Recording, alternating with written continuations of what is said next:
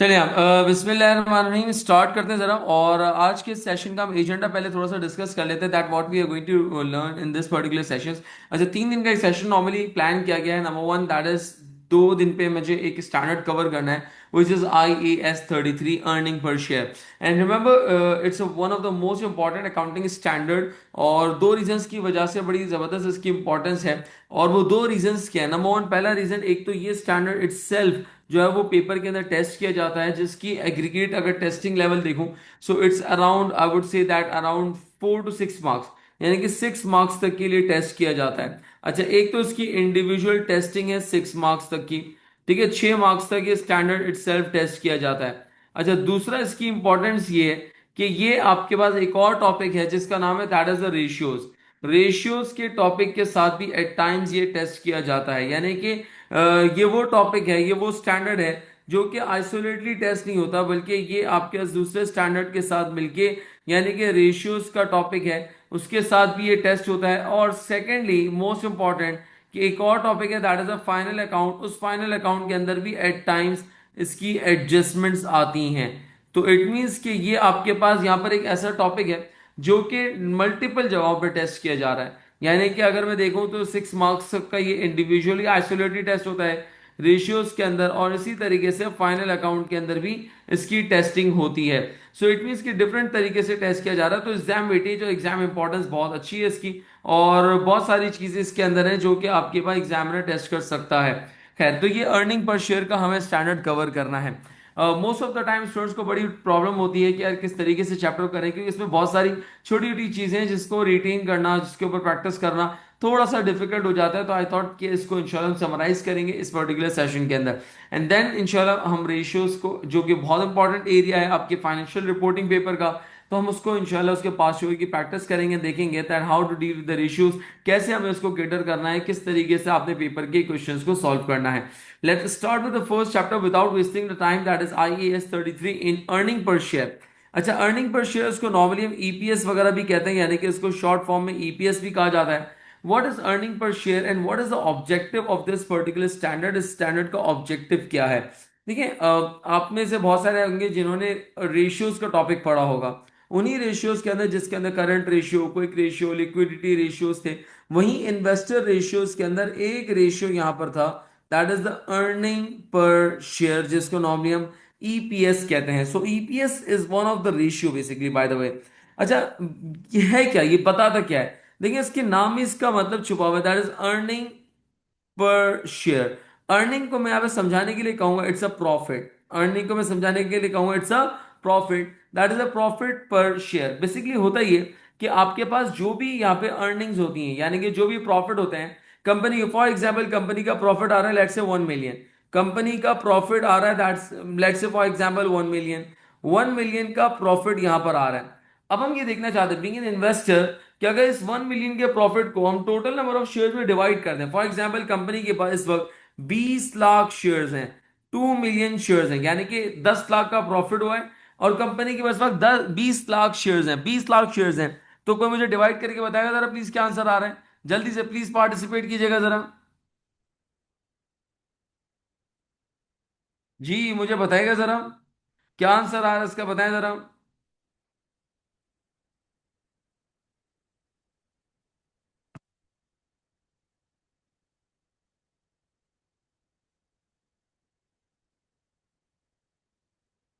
0.5, very good. अच्छा, अब ये क्या है 0.5? सर ये 0.5 जो मेरे पास आ गया, ये अर्निंग बता रहा है। क्या बता रहा है कि अगर मैं कंपनी का टोटल प्रॉफिट, अगर मैं कंपनी का टोटल प्रॉफिट जो है वो उसके टोटल नंबर ऑफ शेयर्स में डिवाइड कर दूं, तो एक शेयर पे कितना प्रॉफिट आ रहा है? Earning per share, its profit पर शेयर। यानी कि अगर मैं कंपनी का टोटल प्रॉफिट कंपनी के टोटल नंबर ऑफ शेयर्स के ऊपर डिवाइड कर दूं, तो इस वक्त अगर देखें ये अमाउंट मिलेगा नहीं।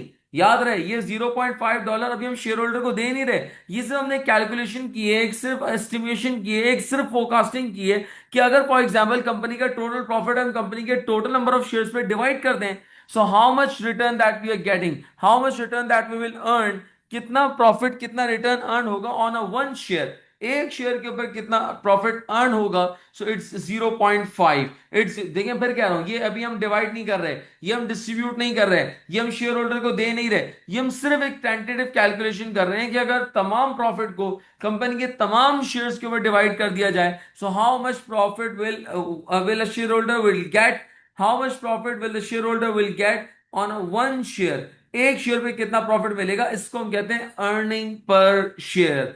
यानी कि एक शेयर पे कितनी कंपनी की अर्निंग है।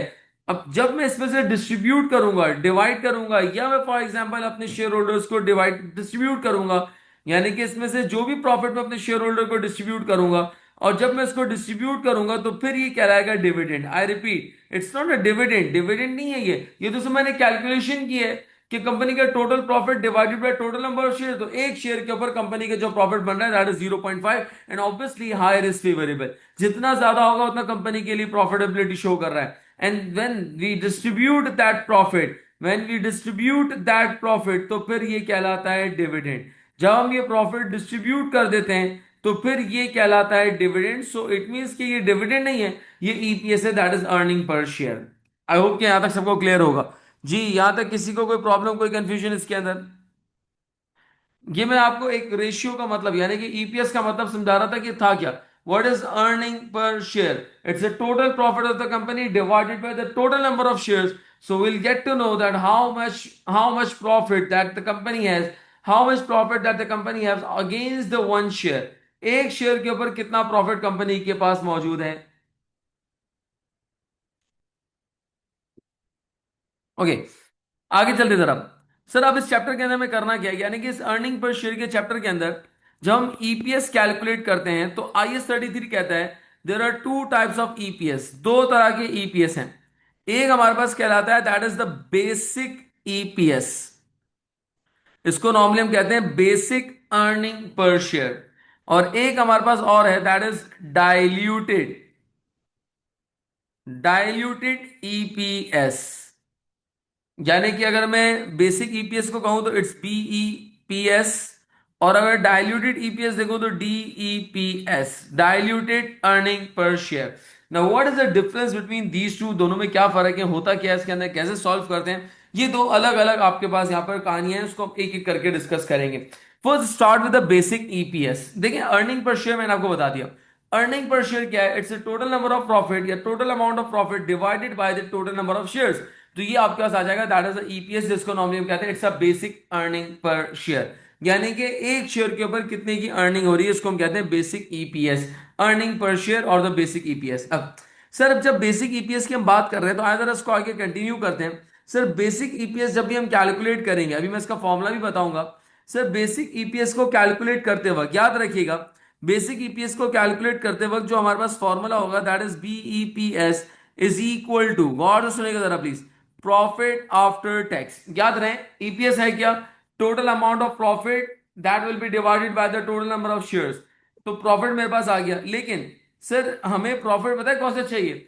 सर वो प्रॉफिट चाहिए जो कि डिस्ट्रीब्यूटेबल हो among the shareholder. I repeat, हमें वो प्रॉफिट चाहिए, profit that is available for distribution to the shareholder, profit that is available, profit that is available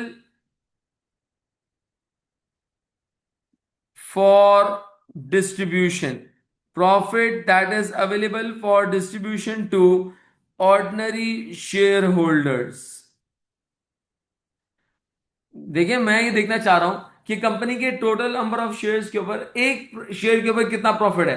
तो इट मींस कि मुझे वो प्रॉफिट चाहिए कि जिसमें सबका हिस्सा माइनस हो जाए, सबका हिस्सा, यानी कि कोई भी अब स्टेक होल्डर ये ना कहे कि मेरा हिस्सा, सबका हिस्सा इसमें माइनस कर दो, यानी कि बिल्कुल फाइनल प्रॉफिट चाहिए जो कि अपने शेयर होल्डर को डिस्ट्रीब्यूट कर सके, that is available for distribution. तो इसीलिए हम करते क्या, प्रॉफिट आफ्टर टैक्स में से माइनस कर देते हैं प्रेफरेंस डिविडेंड। और याद रहे ये प्रेफरेंस डिविडेंड इररेडीमेबल है, यानी कि हमने प्रेफरेंस डिविडेंड को माइनस कर दिया। क्यों? देखिए ये प्रॉफिट आफ्टर टैक्स आपके पास है, इसके अंदर आपके पास नेट प्रॉफिट आ रहा है। अब इसमें से income tax, interest expense, each and every expenses are deducted, ये आपके पास प्रॉफिट आफ्टर टैक्स आ गया। अच्छा, अब एक आपके पास ऐसा एक्सपेंस है या एक ऐसा आपके पास कंपोनेंट है जो कि आपके इक्विटी में से जा रहा है, यानी कि इक्विटी में से इसको हम ट्रांसफर कर रहे हैं। इफ यू रिमेंबर, आपने अपने बेसिक्स के अंदर यहां पर पढ़ा होगा कि अगर फॉर एग्जांपल कि मेरे पास यहां पर शेयर्स हैं, अब उन शेयर्स का यानी कि जो ऑर्डिनरी शेयर्स हैं, जो ऑर्डिनरी शेयर्स हैं सर, ये ऑर्डिनरी शेयर्स इक्विटी है, ये ऑर्डिनरी शेयर्स इक्विटी है। एंड रिमेंबर, इक्विटी का जो रिटर्न होता है वो इक्विटी से ही जाता है, इक्विटी का रिटर्न जो है वो इक्विटी से ही जाता है। अच्छा, अब ये जो ऑर्डिनरी शेयर्स हैं, ये ऑर्डिनरी शेयर्स जो आपके पास यहां पर हैं, ये बेसिकली आपके ऑर्डिनरी शेयर होल्डर्स हैं, और उनका जो रिटर्न होगा नॉर्मली वो डिविडेंड कहलाता है, यानी कि हम अपने शेयर होल्डर्स को डिविडेंड दे रहे हैं। लेकिन इसके अगेंस्ट में एक और आपके पास शेयर्स होते हैं जिसको नॉर्मली प्रेफरेंस शेयर्स कहा जा रहा है। एंड रिमेंबर, बाय डिफॉल्ट जब मैं प्रेफरेंस शेयर्स का वर्ड यूज कर रहा हूं तो by default it's in irredeemable. Irredeemable का मतलब है that are never return back to the shareholder until and unless अगर कंपनी लिक्विडेट हो जाए। सो अगर प्रेफरेंस शेयर्स हैं तो याद रखिएगा, प्रेफरेंस शेयर्स जो इररिडीमेबल प्रेफरेंस शेयर्स हैं, that will become the part of the equity, that will become the part of the equity.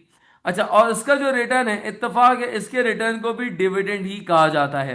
हालांकि याद रखिएगा कि प्रेफरेंस शेयर होल्डर का जो डिविडेंड या रिटर्न होता है वो नॉर्मली फिक्स होता है, जबकि ऑर्डिनरी शेयर होल्डर्स का रिटर्न नॉर्मली फिक्स, बोले ना normally fix, ordinary share holder का जो रिटर्न या डिविडेंड होता है नॉर्मली फिक्स नहीं होता।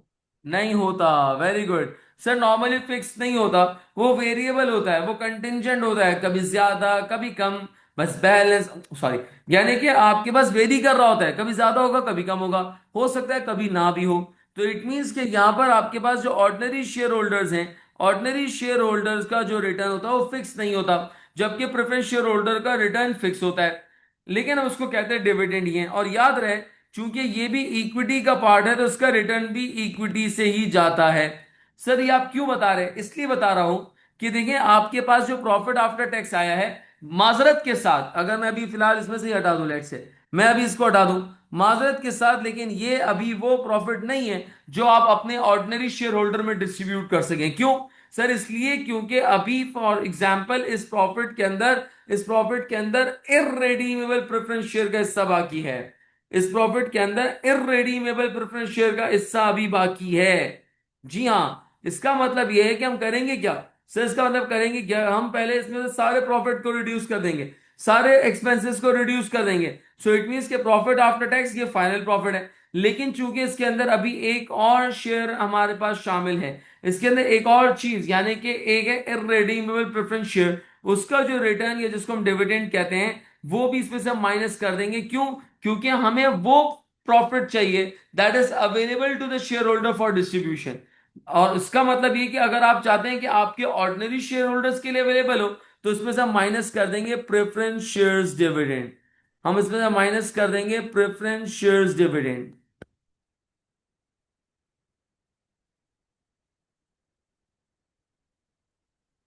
जी, क्या ये लॉजिक समझ आ रही है कि क्या ये क्यों हम प्रेफरेंस शेयर डिविडेंड माइनस कर रहे हैं? जी प्लीज बताइएगा जरा, जल्दी से बताएं जरा प्लीज।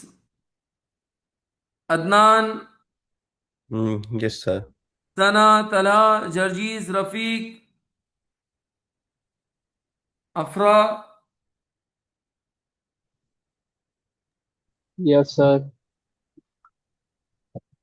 अच्छा, ये हमारे पास क्या है, ये हमारे पास यहाँ पर, ये हमारे पास बेसिक ईपीएस का न्यूमरेटर आ गया, न्यूमरेटर आ गया। अच्छा, एक बात मैं इसके अंदर प्रिकॉशन के तौर पे आपको बता दूं, प्लीज रिमेंबर कि हम इसमें से ऑर्डिनरी डिविडेंड माइनस नहीं करेंगे। नोट अपने पास लिख लीजिएगा, ऑर्डिनरी डिविडेंड, ऑर्डिनरी शेयर्स। क्यों?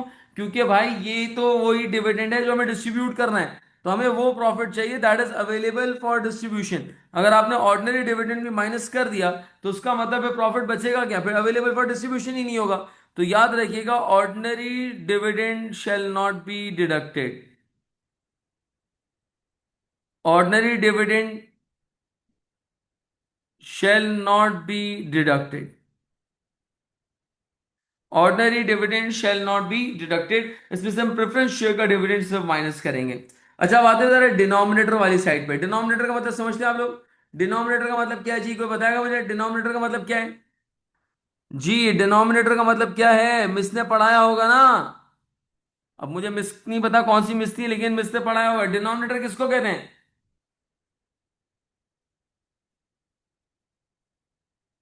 हाँ, नीचे की मंजिल वाला, ऐसे ही ग्राउंड फ्लोर वाला।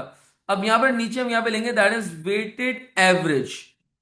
Weighted average outstanding, weighted average outstanding. अच्छा, आउटस्टैंडिंग का मतलब क्या है? आउटस्टैंडिंग का मतलब क्या है? जर्जीस क्या आउटस्टैंडिंग का मतलब मेरी बात कर रहे हैं यहां पर? जर्जीस क्या आउटस्टैंडिंग का मतलब मेरी बात कर रहे हैं यहां पर?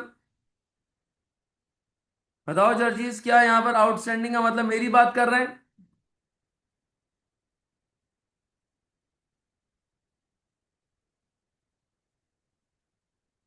जी अली, आउटस्टैंडिंग का मतलब क्या है सर? आउटस्टैंडिंग का मतलब, हाँ, यानी कि आउटस्टैंडिंग का मतलब है that is remaining. Weighted average outstanding shares, weighted average outstanding shares, यानी कि जो भी आपके पास यहाँ पे वेटेड एवरेज। क्यों?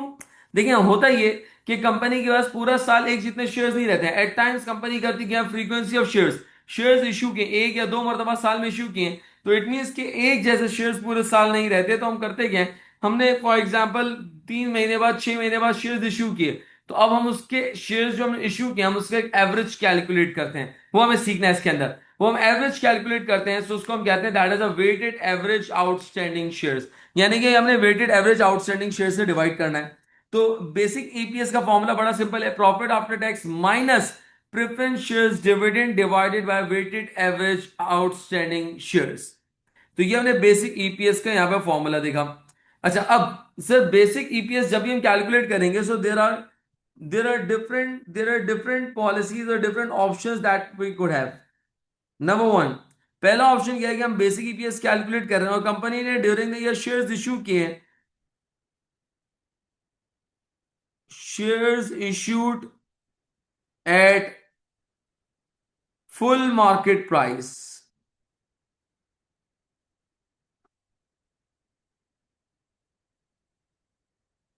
Shares issued at full market price. Number two, एक और ऑप्शन होता है that is the bonus shares issue किए हैं। और एक और ऑप्शन हमारे पास यहां पर हो सकता है that is the,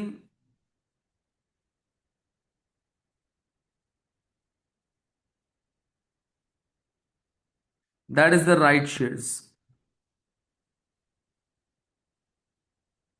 that is the right shares. तो ये तीन ऑप्शन हमारे पास है, यानी कि फुल मार्केट प्राइस से हम शेयर्स इशू कर रहे हैं, बोनस शेयर्स इशू कर रहे हैं, या फिर हम राइट शेयर्स इशू कर रहे हैं।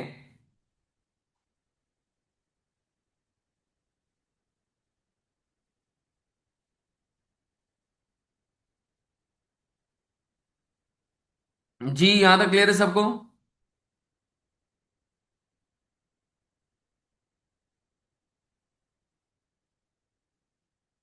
जी, यहां तक क्लियर है इसके अंदर? तो ये तीनों चीजें हमें समझनी है अभी। यानी कि बेसिक ईपीएस पहले हम कैलकुलेट करना सीखेंगे, उसके अंदर हम तीन कंडीशन देखेंगे कि what if the shares are issued at full market price, bonus shares and the right shares. चलिए अब आगे चलते हैं जरा, और पहले हम यहाँ पे बोनस शेयर्स के बारे में डिस्कस करते हैं कि बोनस शेयर्स हमारे पास क्या है, और फिर उसके बाद हम यहाँ पर इसके कैलकुलेशन की प्रैक्टिस करेंगे। अच्छा ना, सबसे पहले बोनस शेयर्स के बारे में सीखते हैं जरा। बोनस शेयर्स हमारे पास क्या है? बोनस शेयर्स के अंदर कुछ इंपॉर्टेंट फीचर्स हैं, कुछ इंपॉर्टेंट फीचर्स हैं, और वो इंपॉर्टेंट फीचर्स क्या है, गौर से सुनिएगा। नंबर वन, यह देखिए, बोनस शेयर्स जो होता है ना, उसको एट टाइम्स हम इसको स्टॉक डिविडेंड भी कहते हैं। स्टॉक डिविडेंड, स्टॉक डिविडेंड या स्टॉक शेयर्स भी कहते हैं, स्टॉक डिविडेंड भी नॉर्मली कहा जाता है। अच्छा, स्टॉक डिविडेंड क्यों कहा जाता है? देखिए, एट टाइम ऐसा होता है कि कंपनी को जो है वो फॉर एग्जांपल डिविडेंड देना होता है, but they are lacking with the financial resources. Cash fund नहीं है इनके पास, कैश फ्लो बड़ा टाइट हुआ हुआ है। तो उसका मतलब ये है कि in that particular case company फिर अपने शेयर होल्डर्स को dividend in the form of cash नहीं देती, बल्कि डिविडेंड देती in the form of shares, कि हम आपको बदले में अपनी कंपनी के और एडिशनल शेयर्स देते हैं। फॉर एग्जांपल, आप 4 शेयर्स के ओनर के मालिक थे, हमने आपको एडिशनली 2 शेयर्स और दे दी, तो इट मीन कि अब आप मालिक कितने शेयर्स के हो गए? 6। हम आपको कोई अमाउंट पे नहीं करेंगे, लेकिन हम यहाँ पर जो है वो आपको बोनस शेयर्स प्रोवाइड कर देंगे। इसको नॉर्मली हम कहते हैं इट्स अ बोनस शेयर्स। दोनों टेस्ट हो सकते हैं ऐसा ना, बीईपीएस और डीईपीएस दोनों टेस्ट हो सकते हैं। दोनों, और मैं भी आपको एमसीक्यूज वगैरह करवाऊंगा, तो उसके अंदर दोनों आपके पास टेस्टिंग होती है। बेसिक ईपीएस की भी होती है और डीईपीएस की भी होती है, डायल्यूटेड अर्निंग पर शेयर की भी। अच्छा, ये आपके पास bonus shares are also known as stock dividend, यानी कि at times the company gives a dividend in the form of shares rather than paying the amount. तो ये आपके पास यहाँ पर एक बोनस शेयर का इंपॉर्टेंट फीचर। अच्छा, अब आए जरा देखते हैं, कुछ और बातों को डिस्कस करते हैं। नंबर वन, बोनस शेयर्स के बारे में याद रखिएगा, देयर इज नो, क्या कहा मैंने, बोले, बोले ना, क्या कहा मैंने, there is no inflow of cash. यानी कि याद रखिएगा, बेसिक ईपीएस के अंदर कोई कैश का इनफ्लो नहीं होता। There is no inflow of cash, कोई कैश ना आ रहा है ना जा रहा है। So there is no inflow of cash during the bonus shares, number one. दूसरी इंपॉर्टेंट बात, सर जब शेयर की, जब कोई आपके पास कैश इश्यू नहीं हो रहा, तो फिर ये कैसे मामला चलेगा? तो उसके लिए स्टैंडर्ड कहता है there must be utilization of reserve.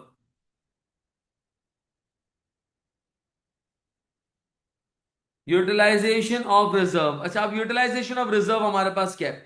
देखिए, आपने जब अपनी बेसिक अकाउंटिंग पढ़ी होगी तो वहां पे देखा होगा कि जब भी आप यहां पर बोनस शेयर इश्यू करते हैं, तो बोनस शेयर इश्यू करते हुए कैश का इनफ्लो या आउटफ्लो नहीं होता, बट आप करते क्या है, अपने प्रीवियस रिजर्व्स को यूटिलाइज करते हैं, जिसमें दो रिजर्व्स बड़े इंपॉर्टेंट है। Number one that is the number one that is the share premium, and number two that is the share premium, and number two is retain earning. तो share premium और retain earning, ये दो आपके पास यहां पर bonus shares हैं। यानी कि दो ही आपके रिसोर्सेज अवेलेबल हैं जिनको आप यूटिलाइज कर सकते हैं। दो यूटिलाइजेशन ऑफ रिजर्व बता रहा हूं। नंबर वन, एक आपके पास कहलाता है that is the share premium, and number two is retain earning. अगर इन केस फॉर एग्जाम्पल आप शेयर, सॉरी, फॉर एग्जाम्पल कि अगर आपके पास यहां पर बोनस शेयर इश्यू करने हैं, बोनस शेयर अगर इश्यू करने हैं, तो उसके लिए आपने देखा कि शेयर प्रीमियम और रिटेन अर्निंग, फॉर एग्जांपल आपने शेयर प्रीमियम पहले यूज किया और इनसफिशिएंट हो गया, तो ऑब्वियसली रिटेन अर्निंग पे भी कंट्रीब्यूट किया जा सकता है।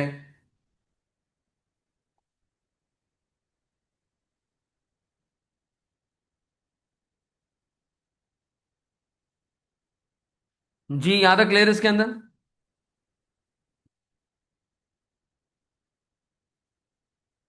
अच्छा, एक और इंपॉर्टेंट बात, सर बोनस शेयर्स जब भी दिए जाएंगे, याद रखिएगा हमेशा एग्जिस्टिंग शेयर होल्डर्स को दिए जाते हैं। एग्जिस्टिंग शेयर होल्डर्स यानी कि हम आउटसाइडर्स को कभी भी नहीं देते। हम हमेशा पहले अपने इंटरनल या एग्जिस्टिंग शेयर होल्डर्स को बोनस शेयर इश्यू करते हैं। चौथी इंपॉर्टेंट बात, चौथी इंपॉर्टेंट बात, याद रखिएगा जब भी हम बोनस शेयर देंगे तो हमें एक काम ये करना होगा कि हमें बोनस फ्रैक्शन कैलकुलेट करना होगा। अब ये बोनस फ्रैक्शन होता क्या है, कैसे कैलकुलेट होता है, विल डिस्कस इट। और लास्ट आखिरी बात, कि याद रखिए जो बोनस फ्रैक्शन आपके पास यहां पर इशू करेंगे हम, ये रेट्रोस्पेक्टिवली अप्लाई होगा।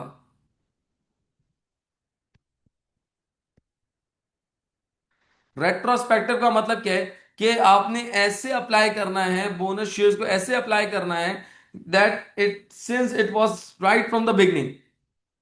यानी कि हमारी अजम्पशन ये होगी कि जब भी हम यहाँ पे बोनस शेयर इश्यू करेंगे तो रेट्रोस्पेक्टिवली अप्लाई करना है। रेट्रोस्पेक्टिवली का मतलब क्या है, कि आपने ऐसे अप्लाई करना है कि लाइक ये आपके पास bonus shares right from the beginning थे। रेट्रोस का मतलब होता है पीछे जाना। आपने आईएएस 8 के अंदर पढ़ा होगा प्रोस्पेक्टिव। प्रोस्पेक्टिव का मतलब क्या है, कि आगे को सही करना। रेट्रोस्पेक्टिव का मतलब क्या है, कि आपने पिछली स्टेटमेंट को वेरीफाई करना है, रेक्टिफाई करना है। इसको हम कहते हैं that is the retrospective treatment. तो आई रिपीट, बोनस शेयर्स क्या है, these are issued to the existing share holders, there is no inflow of cash, there is a utilisation of reserves. Number four, that is the existing shareholder. It will be issued to the existing shareholder. Number five, that is the bonus fraction we need to calculate. And the last one is that is the retrospective treatment. So whatever we have done, we need to apply it. We need to apply that particular treatment right from the beginning. इसको हम कहते हैं it's a retrospective. कैसे होगा अभी हम सब देखेंगे। यहां तक क्लियर है सबको? पहले बताएं जरा प्लीज।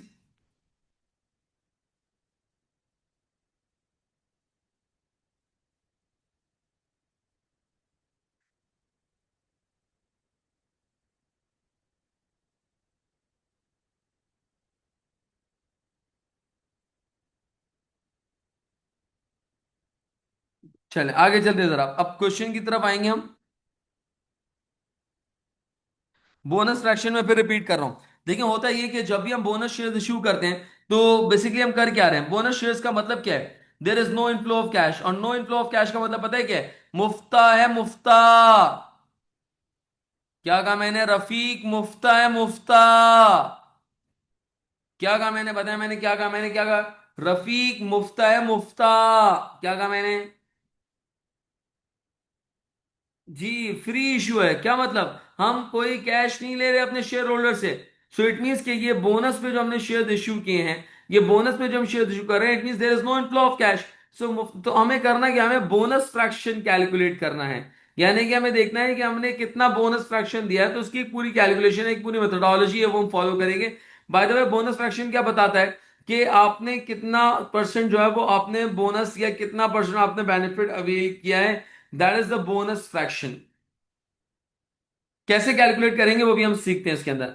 और ये बोनस फ्रैक्शन जो अप्लाई होगा, जो काम की बात है वो ये कि ये बोनस फ्रैक्शन अप्लाई होगा रेट्रोस्पेक्टिवली। जो हुआ सो हुआ, उसे भूल जाओ नहीं। सर, बोनस फ्रैक्शन अप्लाई होगा रेट्रोस्पेक्टिवली, यानी कि आपने जो इनकरेक्ट ट्रीटमेंट किया है या जो भी आपके पास है, उसको आपने अपग्रेड करना पड़ेगा। सो उसको हम कहते हैं इट्स अ रेट्रोस्पेक्टिव ट्रीटमेंट। जी, यहां तक क्लियर है सबको?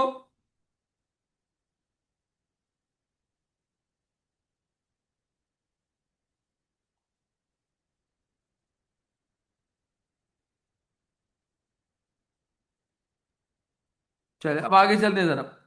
तो हम बोनस शेयर्स के बारे में यहाँ पे डिस्कस कर रहे थे, और अब बोनस शेयर्स की हम प्रैक्टिस करेंगे। और सबसे पहले कि हम यहाँ पे बोनस शेयर्स की हम प्रैक्टिस करें, एक काम ये करता हूं मैं यहाँ पर बोनस फ्रैक्शन का फॉर्मूला है, क्योंकि हमें जब भी बोनस शेयर्स इशू करेंगे तो हमें बोनस फ्रैक्शन के फॉर्मूले की या बोनस फ्रैक्शन की जरूरत पड़ेगी। अच्छा, बोनस फ्रैक्शन का जो आपके पास यहाँ पर फॉर्मूला है, that is shares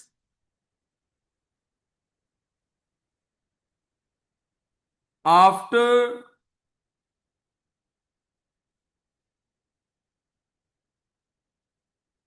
bonus issue divided by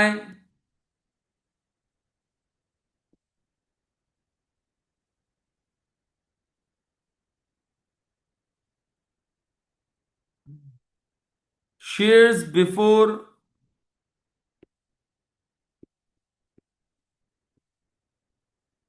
bonus issue. I repeat, मैं फिर रिपीट कर रहा हूं। बोनस फ्रैक्शन कैलकुलेट करने का फॉर्मूला क्या है? बोनस फ्रैक्शन कैलकुलेट करने का फॉर्मूला क्या है? Shares after bonus issue divided by shares before the bonus issue. यानी कि बोनस इशू करने के बाद शेयर्स की प्राइस, शेयर्स कितने हो गए, नंबर ऑफ शेयर्स कितने हो गए। और इसी तरीके से आपके पास before the bonus issue, before the bonus issue आपके शेयर्स की प्राइस कितनी थी, before the bonus issue, before the bonus issue आपके बोनस शेयर्स की प्राइस कितनी थी।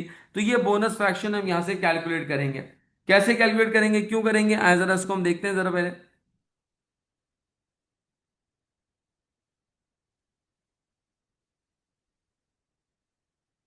अच्छा, अब आए जरा क्वेश्चन की तरफ चलते हैं जरा। क्वेश्चन के अंदर हमारे पास क्या कह रहा है? कह रहा है ABC company issue 10 million of $1 of on 1 January 2024। Company ने 10 million के, आपके पास 10 million शेयर्स इशू किए हुए on 1 January. The company issued 50 million shares in July. यानी कि जुलाई, और याद रहे, जब जुलाई के साथ कोई डेट नहीं लिखी हुई, so it mean it's an end of July, it's an end of July. So company issued 50 million shares in July. ABC made 1:2 bonus issue in September 2024. Profit after tax is 50 million. Accounting year ends on 31st December 2024। यानी कि 31st दिसंबर पे हमने यहाँ पे जो है accounting treatment करनी है। अब कैसे करेंगे, गौर से सुनेगा। गौर से सुनेगा जरा, किस तरीके से हम यहाँ पर उसको परफॉर्म करेंगे। अच्छा, याद रखिएगा, बेसिक ईपीएस कैलकुलेट करने का फॉर्मूला क्या है? बेसिक ईपीएस कैलकुलेट करने का फॉर्मूला क्या है? जी, कोई बताएगा जरा, बेसिक ईपीएस कैलकुलेट करने का फॉर्मूला क्या था?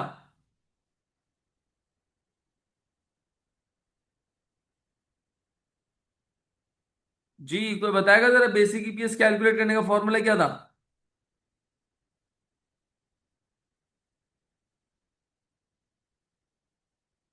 Hello. Profit after tax very good, profit after tax minus. is redeemable preference dividend जी हाँ, यानी कि रिडीम इररिडीमेबल प्रेफरेंस डिविडेंड, और divided by weighted average. I repeat, divided by weighted average number of shares. Number of shares.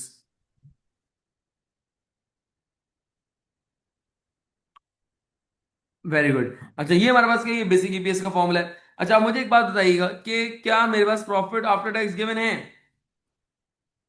Ji, quickly participate कीजिएगा। क्या मेरे पास profit after tax given है question के अंदर?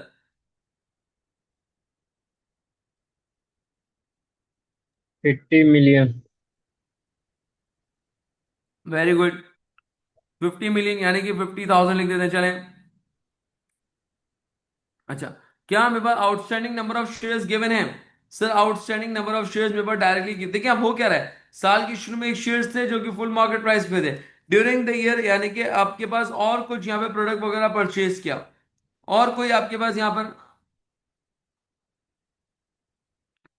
शेयर्स इशू किए। और जब शेयर्स इशू किए तो इसका मतलब ये है कि अब मैं सिर्फ एक वैल्यू नहीं रख सकता, अब मुझे वेटेड एवरेज निकालना पड़ेगा। अब वेटेड एवरेज कैसे निकलेगा? उसके लिए यहाँ पर देखेंगे सबसे पहले bonus fraction.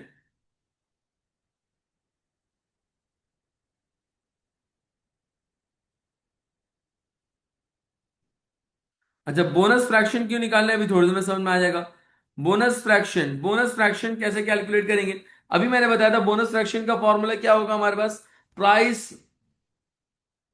After shares, price after shares divided by price, यानी कि price after bonus shares and divided by price before the bonus shares.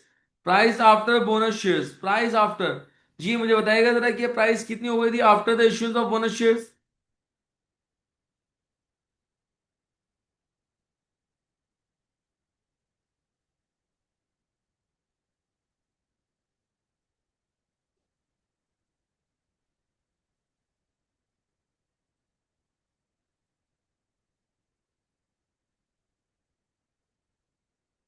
Good. अच्छा, बोनस फ्रैक्शन कैसे निकलेगा? That is price after. अच्छा, क्या कह रहा है इसके अंदर?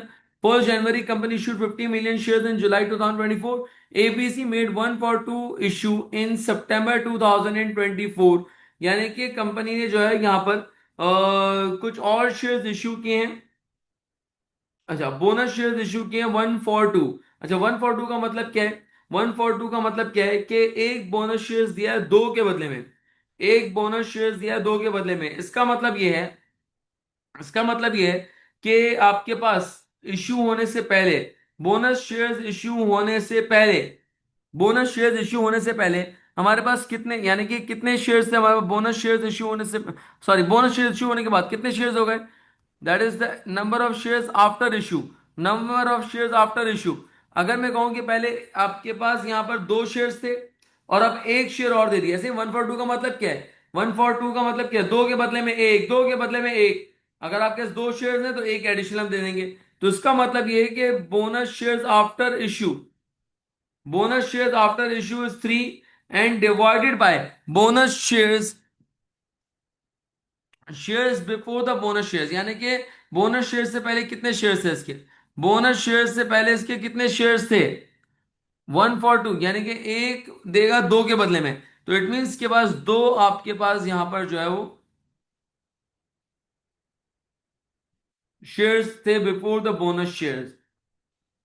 आई रिपीट, हमने बोनस फ्रैक्शन कैसे निकाला? शेयर्स, शेयर्स आफ्टर द यानी कि शेयर्स आपके पास यहां पे ले रहे हैं। कौन से शेयर्स ले रहे हैं? After the bonus shares. यानी कि बोनस शेयर्स इश्यू होने के बाद ये कितने शेयर्स हो जाएंगे? तीन। और डिवाइडेड बाय टू, क्यों? क्योंकि बोनस शेयर्स इश्यू करने से पहले आपके पास दो शेयर्स थे, तो 3/2। ये हमारे पास क्या आ गया? ये बोनस फ्रैक्शन आ गया। सिंपल सा फॉर्मूला है, मैं फिर रिपीट कर रहा हूं, सिंपल सा फॉर्मूला है कि shares after bonus issue divided by shares before the bonus issue. जी, यहां तक क्लियर है सबको?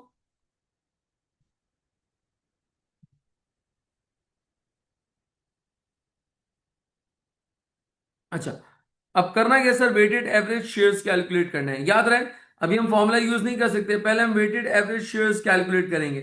अच्छा, वेटेड एवरेज शेयर्स कैसे कैलकुलेट होगा? वेटेड एवरेज शेयर्स कैसे कैलकुलेट होगा? अच्छा, साल के स्टार्टिंग में देंगे, हमारे पास ऑलरेडी 10 मिलियन शेयर्स थे। 10 मिलियन ऑन 1 जनवरी।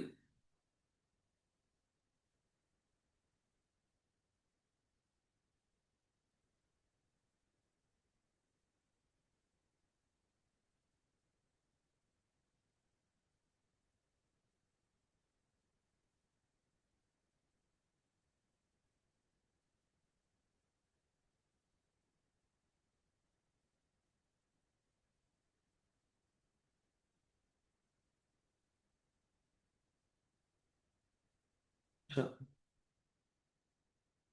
कहाँ गए क्वेश्चन? हाँ, 10 मिलियन शेयर्स हमने इशू किया ऑन 1 जनवरी 2024। अच्छा, अब देखना जरा, गौर से नहीं करना कैसे इसके अंदर। 10 मिलियन हमने 1 जनवरी को ऑलरेडी इशू किए हुए थे। अच्छा, नेक्स्ट चेंज कब आ रहा है? नेक्स्ट चेंज कब आ रहा है? जनवरी, फेब्रवरी, जनवरी, फरवरी, मार्च, अप्रैल, मई, जून एंड जुलाई। याद रहे, जब जुलाई का वर्ड लिखा हुआ है, so it mean it's an end of July. तो जुलाई हम पूरा काउंट करेंगे। It's an end of July, I repeat. यानी कि 1 जनवरी को हमने यहां पर कैपिटल इंजेक्ट किया। अच्छा, अब जनवरी, फरवरी, मार्च, अप्रैल, मई और जून एंड जुलाई, यानी कि टोटल 7 मंथ्स। 7 मंथ्स, ये 7 मंथ्स आउटस्टैंडिंग रहे। 7 मंथ्स ये शेयर्स आपके पास आउटस्टैंडिंग रहे। अच्छा, अब जैसे ही आपके पास जुलाई खत्म हो गया, यानी कि अगस्त, अगस्त आपके पास आ गया। अच्छा, अगस्त के अंदर क्या हुआ है? सर, अगस्त के अंदर ये हुआ कि कम 50 मिलियन शेयर्स यहां पर और इश्यू हुए। अगस्त के अंदर 50 मिलियन शेयर्स और इश्यू हुए। तो इसका मतलब ये है कि अगस्त के अंदर अब जो आपके पास नंबर ऑफ शेयर्स हो गए, दैट इज 10,50,000।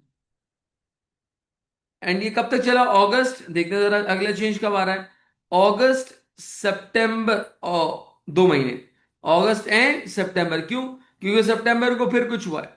अगस्त एंड सितंबर, तो 2 मंथ्स हमारे पास ये रहे।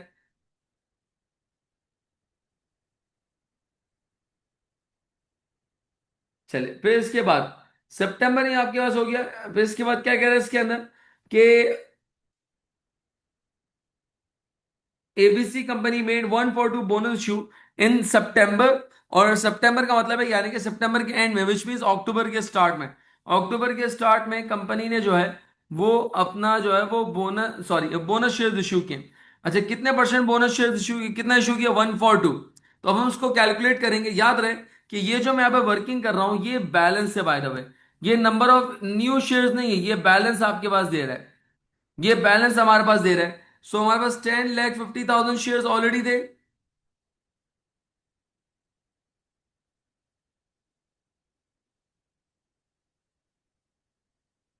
10,50,000 हमारे पास शेयर्स ऑलरेडी थे। और इसके ऊपर हमने जो है वो बोनस शेयर्स, कितना है? 142, 142। इसका मतलब ये है कि आपने जो है वो एक बोनस शेयर्स के बदले में, यानी कि एक बोनस शेयर आपने दिया है, दो के बदले में, दो के बदले में आपने एक बोनस शेयर हमें इश्यू किया है।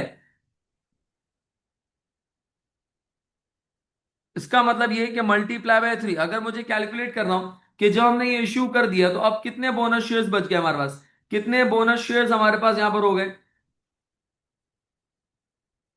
अच्छा, एक मिनट, ये 10 मिलियन था, सॉरी, मैंने एक मिस्टेक कर दी। 10 मिलियन, मैंने 1 मिलियन लिख दिया। 10 मिलियन है ये, तो 10 मिलियन का मतलब है दैट इज 10,000।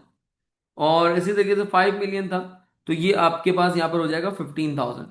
ठीक है, यानी कि 10 + 5 15,000। अच्छा, अब मेरे पास यहाँ पे 15,000 शेयर्स है। अभी मैं 000 से हटा के वर्किंग कर रहा हूँ। मल्टीप्लाई बाय 3 एंड, अच्छा, अब मेरे पास करना क्या है? मेरे पास करना क्या है कि सर मेरे पास 15,000 शेयर्स है।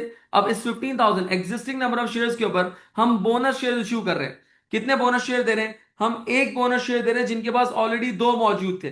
जिनके पास ऑलरेडी दो मौजूद थे, जिनके पास ऑलरेडी दो मौजूद थे हमारे पास।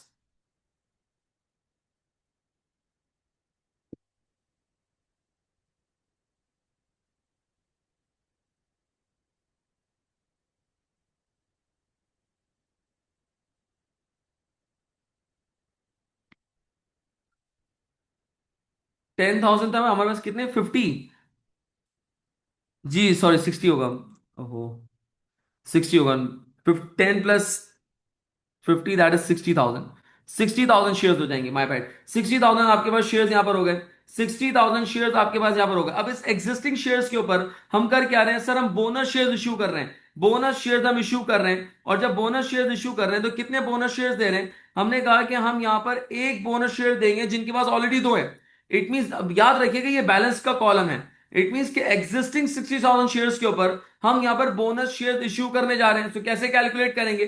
60,000 मुझे टोटल चाहिए, बैलेंस, बैलेंस अमाउंट चाहिए। मुझे ये नहीं चाहिए कि कितने शेयर्स इश्यू किए, total amount. So multiply by 60,000, multiply by 3 and divided bye 2। Multiply by 3, क्योंकि टोटल नंबर ऑफ शेयर्स कितने हो जाएंगे, मल्टीप्लाई बाय 3, और एग्जिस्टिंग कितने हैं, that is 2 shares, so multiply by 3 divided by 2, so it will become 90,000। यानी कि 1 अक्टूबर पे कंपनी के पास 90,000 आउटस्टैंडिंग शेयर्स होंगे। देखिए वर्ड समझिएगा, हम कर क्या रहे हैं, हम डिनोमिनेटर कैलकुलेट कर रहे हैं। डिनोमिनेटर क्या था, weighted average outstanding number of shares, यानी कि हम ये देख रहे हैं कि पूरे साल में कितने शेयर्स है। मैं ये वर्किंग नहीं करता कब, अगर पूरे साल में एक ही शेयर्स होते, यानी कि जो साल के शुरू में थे वही साल के आखिर में, फिर मैं बिल्कुल उसको डिवाइड कर देता डिनोमिनेटर में। लेकिन द प्रॉब्लम इज कि यहां पर आपके पास जो शेयर्स हैं वो through out the year change हो रहे हैं। यानी कि पहले एक शेयर से फिर हमने 1 अगस्त को और शेयर इश्यू किए, देन 1 अक्टूबर को इश्यू किए, तो इट मींस कि मेरे pass through out the year shares की क्वांटिटी सेम नहीं है, तो इसीलिए मैं इनका एक वेटेड एवरेज कैलकुलेट कर रहा हूं। अच्छा, अब ये 1 अक्टूबर को जो हमने बोनस शेयर इश्यू किए हैं, यानी कि 1 अक्टूबर में जो हमने बोनस शेयर इश्यू किए, इसके बाद कोई और इश्यू नहीं हुआ, तो उसका मतलब अक्टूबर, नवंबर एंड दिसंबर, 3 महीने की हमारे पास आउटस्टैंडिंग रहे, 3 महीने। अच्छा, इसको क्रॉस चेक करने का एक तरीका ये है कि आपने मंथ्स में कोई गलती ना की हो, कि 7 + 2 9, 9 + 3 दैट इज 12, तो ये हमेशा क्रॉस चेक कर लीजिएगा कि ये आपके पास 12 मंथ्स पूरे होने चाहिए। 12 मंथ्स पूरे, आई रिपीट, मैं फिर रिपीट कर रहा हूं, हमारे पास जो 1 जनवरी पे शेयर्स थे वो हमने लिया, देन फिर हमने जो एडिशनल शेयर्स इश्यू किए, तो टोटल शेयर्स जितने भी आपके पास हो गए बैलेंस, वो हमने यहाँ पे लिखा, जितने मंथ्स के बाद चेंज आया उतने मंथ्स हमने उसके अंदर लिख दिए। देन फिर हमने बोनस शेयर्स इश्यू किए, तो टोटल बैलेंस कितना हो गया, 90,000 shares, and till the accounting period and, कोई और चेंज नहीं था, तो हमने इसको अकाउंटिंग पीरियड के एंड पे इसको यहाँ पर स्टॉप कर दिया। अच्छा, ये हमने यहाँ पर क्या किया, ये हमने यहाँ पर इसके अंदर पूरी वर्किंग कर ली। अब IS 33 क्या कहता है, IS 33 कहता है कि देखिए जब आप बोनस शेयर इश्यू करेंगे, सो बोनस शेयर्स आपने इस तरीके से इश्यू करने हैं, इस तरीके से इश्यू करें, in such a way that it was implemented right from the beginning. यानी कि आपने उसको बिल्कुल रेट्रोस्पेक्टिवली लेके जाना है। रेट्रोस्पेक्टिव का मतलब क्या है, कि आपने प्रीवियस शेयर्स के ऊपर भी इसका इंपैक्ट पुट करना है। अब गौर से देखिएगा जरा, प्लीज गौर से देखिएगा, मेरे पास जो ये थर्ड इश्यू है, ये जो थर्ड इश्यू है, इसके अंदर ऑलरेडी बोनस शेयर्स शामिल है, ऐसे ही इसमें ऑलरेडी बोनस शेयर्स शामिल है। लेकिन जो फर्स्ट टू आपके पास जो बैलेंसेस थे, यानी कि 10,000 शेयर्स मौजूद थे, 60,000 शेयर्स मौजूद थे, इसमें बोनस शेयर्स नहीं थे। अब IS 33 ये कहता है कि आपने इन शेयर्स पर भी बोनस फ्रैक्शन अप्लाई करना, यानी कि आपने इन शेयर्स को ऐसा बनाना है, ऐसा बनाना है कि सर इसमें भी बोनस का फ्रैक्शन आपने इंप्लीमेंट करना है, क्योंकि देखिए ये फ्री ऑफ कॉस्ट के शेयर्स हैं। सो आप जब भी बोनस शेयर इश्यू करेंगे तो लाइक टू लाइक कंपैरिजन होना चाहिए। क्या मतलब लाइक टू लाइक, आप ही कह रहे हैं कि यार ये वाला एरिया वो है जिसमें बोनस का इंपैक्ट नहीं है, ये वाला वो एरिया जिसमें बोनस का इंपैक्ट है, so it mean through out the year आपका लाइक टू लाइक कंपैरिजन ही नहीं रहेगा।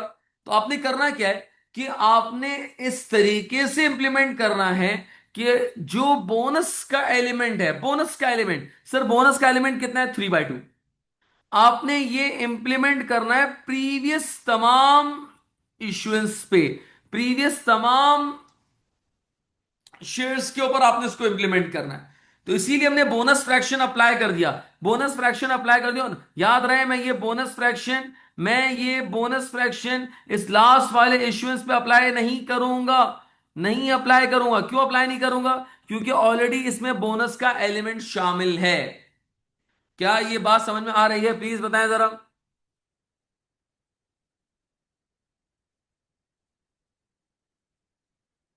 अच्छा, मुझे कैलकुलेट करके बताया जरा क्या वैल्यूज आ रही है। 10,000 multiply by 7 divided by 12 multiply by 3 divided by 2, जल्दी से बताइएगा जरा कितना आ रहा है।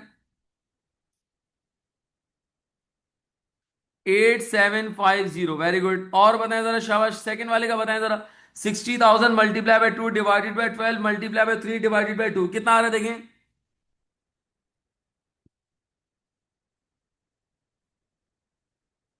15,000, वेरी गुड।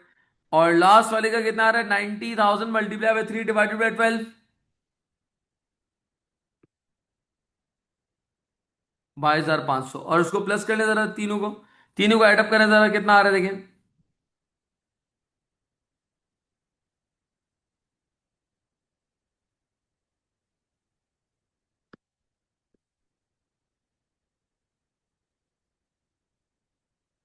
ये हमारे पास क्या आ गए, आउटस्टैंडिंग नंबर ऑफ शेयर्स आ गए 46250। 50,000 डिवाइड, अभी याद रहे इस क्वेश्चन के अंदर कोई प्रेफरेंस डिविडेंड नहीं था, कुछ भी नहीं था, तो मैंने as it is profit after tax ले लिया 50,000। तो कितना आ रहा है देंगे, 50,000 डिवाइडेड बाय 46250, कितना आ रहा है, $1.08। ये हमारे पास कहलाएगा बेसिक अर्निंग पर शेयर। कि अगर मैं कंपनी का 50,000 का या 50 मिलियन का प्रॉफिट अगर मैं डिवाइड कर दूं 46 मिलियन के शेयर्स के अंदर, तो एक शेयर पे 1.08 का प्रॉफिट बटेगा। मैं अभी बांट नहीं रहा, जब बांट दूंगा तो डिविडेंड कहलाएगा।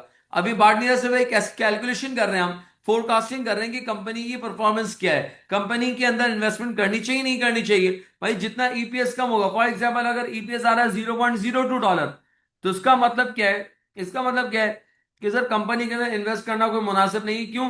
क्योंकि भाई अगर आप टोटल प्रॉफिट को डिवाइड कर देंगे टोटल नंबर ऑफ शेयर्स पे, तो इसका मतलब 0.02 बट रहा है। और जब मैं डिविडेंड बांटूंगा तो जाहिर सी बात है उससे कम ही बांटूंगा, क्योंकि कंपनी कुछ ना कुछ प्रॉफिट अपने पास रिटेन भी करती है। उसको यहां पर कहते हैं that is the basic earning per share. I repeat, बड़ा सिंपल है, इसके अंदर फॉर्मूला याद रखिएगा, फॉर्मूला चेंज नहीं होगा। Profit after tax minus preference dividend divided by weighted average number of shares. जब भी बोनस शेयर्स इश्यू कर रहे होंगे, आपने पहला काम ये करना है, बोनस फ्रैक्शन कैलकुलेट करना है, that is shares after the bonus issue divided by shares before the bonus issue. तो shares after the bonus issue 3, before the bonus issue 2। तो ये आपके पास एक बोनस फ्रैक्शन बन गया। अब इस बोनस फ्रैक्शन का काम क्या होगा, that it should be implemented, it should be applied retrospectively, यानी कि अपने प्रीवियस तमाम शेयर्स के ऊपर उसको अप्लाई करना है। क्या ये बात समझ में आ रही है?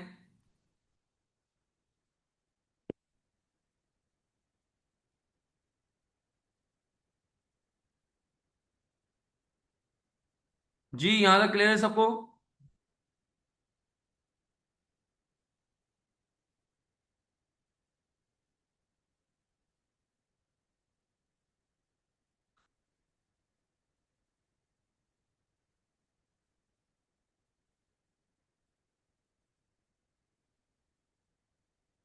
चलिए अभी वाला क्वेश्चन करते हैं, जरा गौर से देखिए जरा प्लीज। उसी तरीके से हम सारा काम करेंगे इसके अंदर।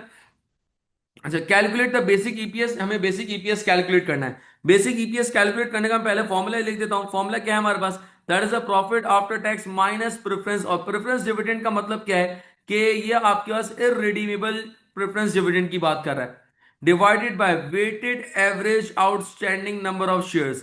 Weighted average number of shares. अच्छा, अब आए जरा देखते हैं इसके अंदर क्या इंफॉर्मेशन गिवन है। Company had issued already 1 lakh के शेयर्स इशू किए हुए ऑन 1 जनवरी। मार्च में, अच्छा मार्च का मतलब क्या, मार्च का एंड है, तो जनवरी फरवरी and March, January February and मार्च यानी कि 3 महीने के बाद, आफ्टर 3 मंथ्स कुछ तो हुआ है। देखते हैं क्या हुआ है। कंपनी इशूड 50,000, 1 लाख ऑलरेडी थे, 50,000 और शेयर इशू किए। याद रहे, जब भी हम कैलकुलेशन करते हैं weighted average number of shares की, हम इश्यूएंस नहीं लिखते, हम बैलेंस लिखते हैं कि कितने शेयर्स हो गए हैं। 50,000 वर इशू इन जून, इसका मतलब जून का मतलब है जून का एंड, यानी कि आपने अप्रैल से मार्च के एंड में आपने यहां पर पहले शेयर्स, मतलब आपने 50,000 इशू किए, तो उसका मतलब यह है कि अप्रैल मई एंड जून 3 महीने बाद कंपनी इशूड 2 लाख शेयर्स, और मजीद 2 लाख शेयर्स इशू कर दिए, यानी कि जुलाई से। जब इन सितंबर, सितंबर में फिर इश्यू हो रहे हैं, इसका मतलब अगस्त एंड सितंबर। जब मैं सितंबर का वर्ड यूज कर रहा हूं, it mean at the end of September. August and September 2024, 40% bonus shares were issued, आपने 40% बोनस शेयर्स इशू कर दिए। Profit after tax for the year ended is 6 lakh, आपको प्रॉफिट दिया हुआ है, तो मैं जरा प्रॉफिट यहां पे लिख देता हूं। एंड इसी तरीके से in the year to 31 December 2003, last year की बात कर रहा है, द बेसिक ईपीएस वॉज 2.345। क्या कहना चाह रहा है पता नहीं, देखते हैं जरा। लेकिन कह रहा है कि लास्ट ईयर का जो हमारा ईपीएस था that was 2.345। Accounting year ends on 31 दिसंबर 2024। अभी फिलहाल हमें यहां पर जो है वो बेसिक ईपीएस कैलकुलेट करना है। सर कैसे कैलकुलेट करेंगे, देखें बोनस शेयर इशू किए हैं, तो एक काम करते हैं, हम बोनस फ्रैक्शन पहले कैलकुलेट कर लेते हैं ताकि हमारी कैलकुलेशन में रुकावट ना आए। बोनस फ्रैक्शन कैलकुलेट करने का फॉर्मूला क्या था कि shares after the bonus issue divided by shares before the bonus issue. After the bonus issue, मुझे बताएं कितने परसेंट बोनस शेयर्स इश्यू कर रहे हैं, कितने परसेंट बोनस शेयर्स इश्यू कर रहे हैं हम?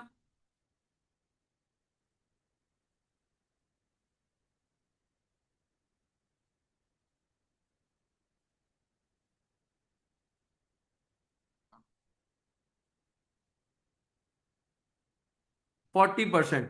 इसका मतलब ये कि अगर 40% इश्यू कर रहे हैं तो बोनस इश्यू करने के बाद नंबर ऑफ शेयर्स हो जाएंगे 140, राइट।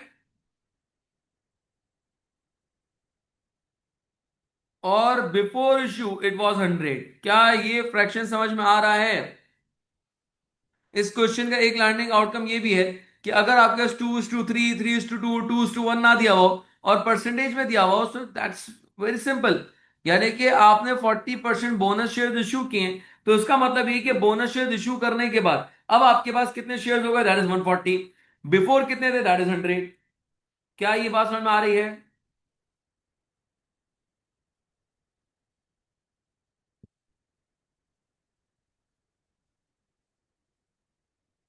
अच्छा, ये हमने कैलकुलेट कर लिया, that is the bonus fraction.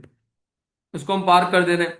अब करना क्या है सर, हमें weighted average number of shares चाहिए। अब weighted average number of shares कैसे कैलकुलेट करेंगे, weighted average number of shares कैसे कैलकुलेट करेंगे, तो आए जरा देखते हैं। पहले मुझे बताएं कि शेयर्स हमने इशू 1 जनवरी पे, 1 जनवरी 2024 पे कितने शेयर्स ऑलरेडी थे हमारे पास, that is 1 lakh. 1 lakh shares थे। और हमने ये 1 लाख शेयर्स कब तक रखे, जनवरी, फेब्रवरी एंड मार्च, 3 महीने। Multiply by 3 divided by 12। क्यों सर? इसलिए क्योंकि अप्रैल यानी कि मार्च के एंड में यानी कि अप्रैल के स्टार्ट में हमने जो है कुछ और शेयर्स इश्यू किए हैं।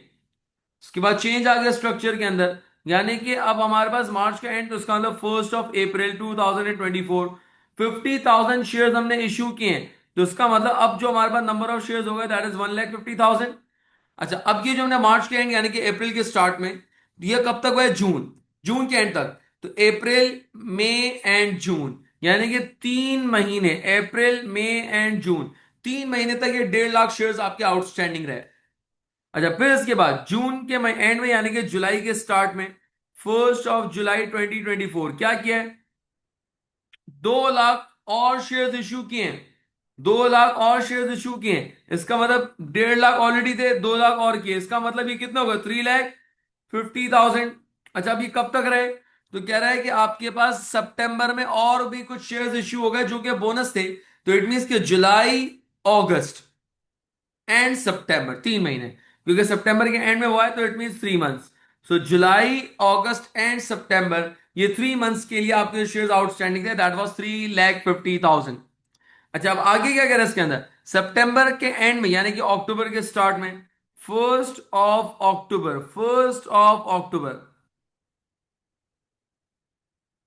अच्छा, 1 ऑफ अक्टूबर में क्या कह रहा है कि 40% बोनस शेयर्स वर इश्यूड। अच्छा, 40% यानी कि 3,50,000। अब दो तरीके हैं, या तो मैं 40% निकाल के ऐड कर दूं, या डायरेक्टली मैं 140 से कैलकुलेट कर लूं। मुझे बताएगा जरा कितने आउटस्टैंडिंग हो जाएंगे, चलिए आप लोग कैलकुलेट करके बताएं जरा, कितने हो जाएंगे आउटस्टैंडिंग शेयर्स, बताएं जरा, शाबाश।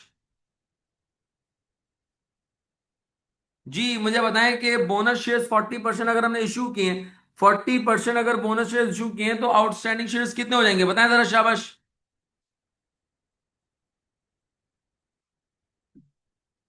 वेरी गुड रफीक, अदनान, शाबाश, और बताएं जरा।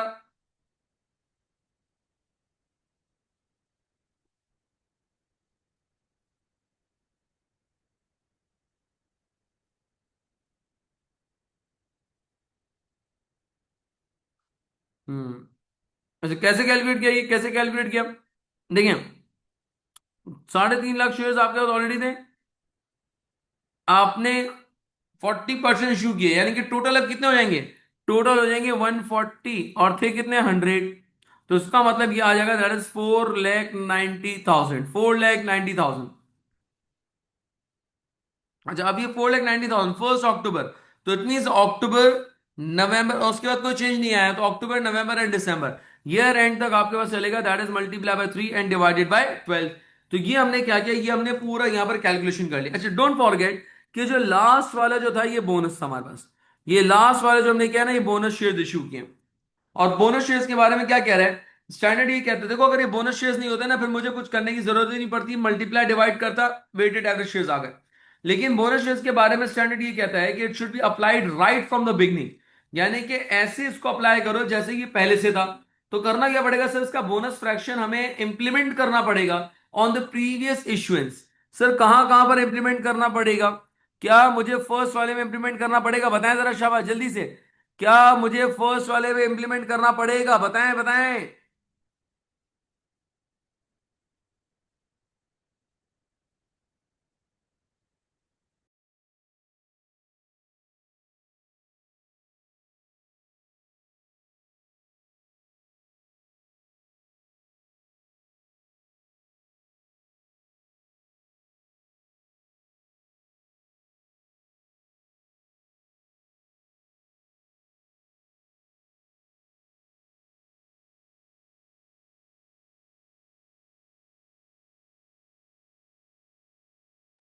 जी, क्या दूसरे वाले पे भी अप्लाई होगा? जी बताएं जरा, शाबाश, जल्दी से। अच्छा, थर्ड वाले पे अप्लाई होगा, थर्ड वाले पे अप्लाई होगा, देखें जरा, बताएं।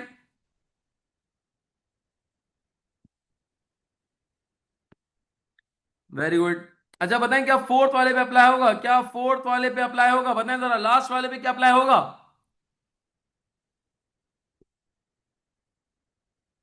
अदनान, क्यों नहीं होगा? लास्ट वाले पे अप्लाई क्यों नहीं हो रहा, अदनान? सर ऑलरेडी एडजस्टेड है इसमें। रफीक बिल्कुल सही है। रफीक बिल्कुल सही है, ये भी कर सकते हो। बेसिकली तुमने क्या किया, 350 का 40% निकाला। ये जो आपके 140 है, ये बोनस इश्यू है, कि हमने इतने बोनस इश्यू किए थे। 3.5 लाख पहले से थे, 140 ये, तो आपने दोनों को प्लस करके 490 कर दिया, बिल्कुल सही है। Very good.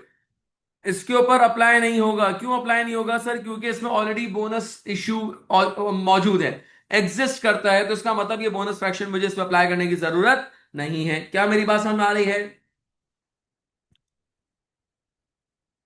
चलें, कैलकुलेट करके बताएं जरा, इसके आंसर्स बताएं कितने कितने आ रहे हैं। जी, जल्दी से कैलकुलेट करके बताएं जरा, क्या क्या आंसर आ रहे हैं। पहले वाले का आंसर क्या आ रहा है, बताएं जरा।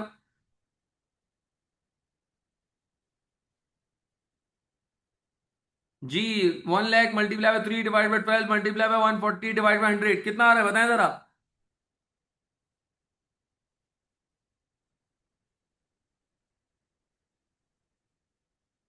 हेलो।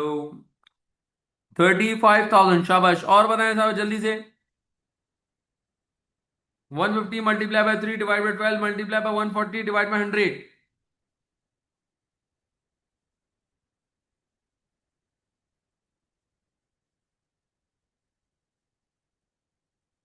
जी रफीक साहब, जल्दी कैलकुलेशन करके बताएं। 52,500। और इसके अलावा next, 350 multiply by 3 divide by 12 multiply by 140 divided by 100। 1/22,500। Check कर लें, रफीक झूठ तो नहीं बोल रहा, चेक कर लें।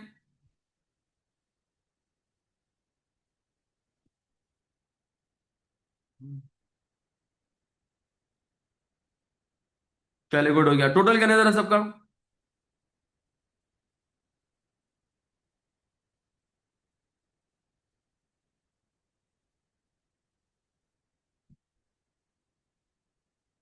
जी, टोटल करने कितना आ रहा है, बताएं।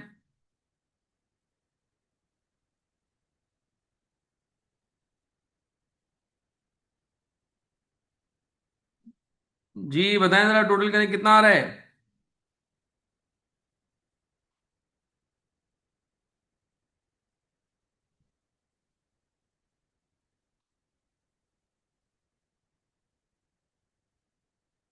हेलो।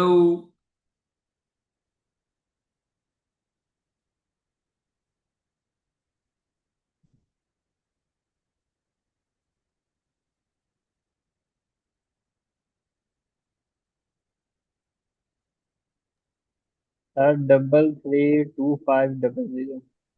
3325। 00। इन सबको टोटल किया ये। जी सर। ठीक हो गया।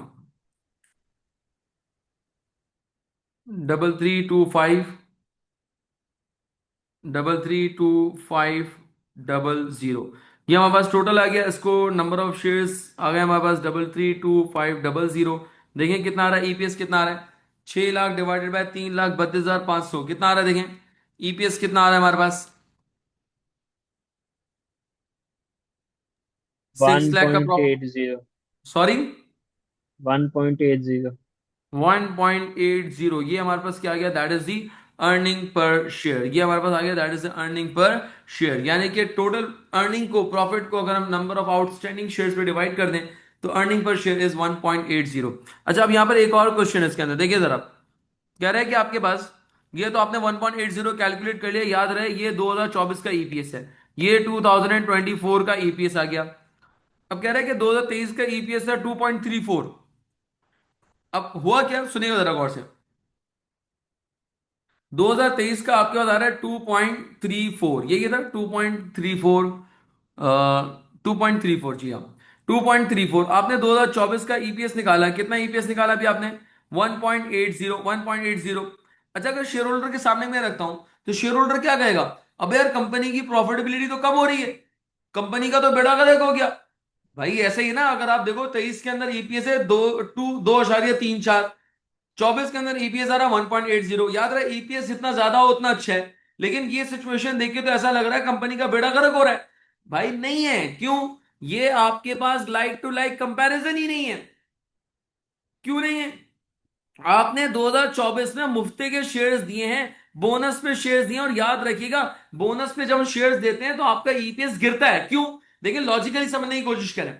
जब आप बोनस शेयर्स देंगे, आंखें बंद करके सोचने की कोशिश कीजिएगा, आंखें बंद करके थोड़ा सा विजुलाइज कीजिएगा। हाँ, लेकिन एक डिस्क्लेमर है, अगर आपके पास कोई गैजेट, मोबाइल फोन वगैरह पड़ा हुआ है तो साइड में कर लें, ऐसा ना हो कि कोई बराबर से लेके चला जाए। आंखें बंद करके सोचे कि अगर मैंने बोनस शेयर्स इश्यू कर दिए, it mean number of shares बढ़ जाएंगे।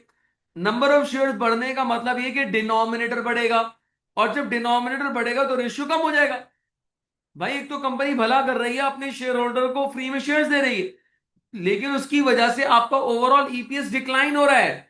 तो याद रखिएगा, बोनस शेयर्स इश्यू करने की वजह से आपका ईपीएस डिक्लाइन हो जाता है। तो पता चला कि भाई क्या ये कंपनी के लिए लाइक टू लाइक है, नहीं। तो इसीलिए स्टैंडर्ड कहता है कि आपने प्रीवियस ईयर, क्या कहा मैंने, क्या कहा मैंने, बोलो ना क्या कहा मैंने,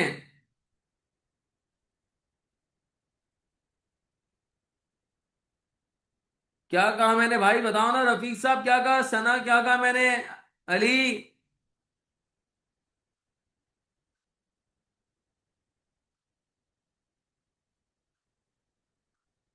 आपने प्रीवियस ईयर के ईपीएस को रीस्टेट करना है, रीस्टेट।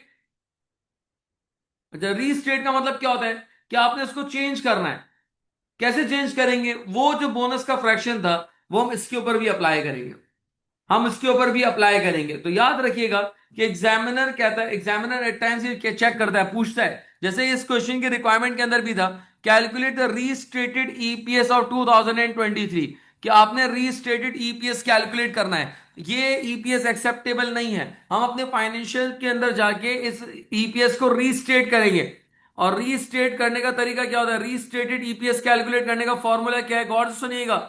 यानी कि last year EPS 2.34 multiply by inverse of bonus fraction, inverse of bonus fraction. I repeat, जब भी आपने लास्ट ईयर का ईपीएस रीस्टेट करना हो तो करेंगे क्या, last year EPS multiply by inverse of bonus fraction. Last year EPS कितना था, 2.34, मल्टीप्लाई बाय बोनस फ्रैक्शन था कितना हमारे पास, बोनस फ्रैक्शन हमारे पास था दैट इज 140 डिवाइडेड बाय 100। इसका इनवर्स कर देंगे, जब इनवर्स करेंगे तो क्या बन जाएगा, 100 डिवाइडेड बाय 140। करें जरा, देखिए कितना आ रहा है, 2.34 मल्टीप्लाई बाय 100 डिवाइडेड बाय 140, तो 1.67। अब ये लाइक टू लाइक हो गया। यानी कि अब हमने रीस्टेटेड ईपीएस कैलकुलेट कर लिया कि अगर ये बोनस फ्रैक्शन को हम प्रीवियस ईयर के ऊपर भी अप्लाई करें तो लास्ट ईयर का ईपीएस 2.34 नहीं आता, 1.67 आता। हाँ, अब करो कंपैरिजन। क्या मेरी बात समझ में आ रही है?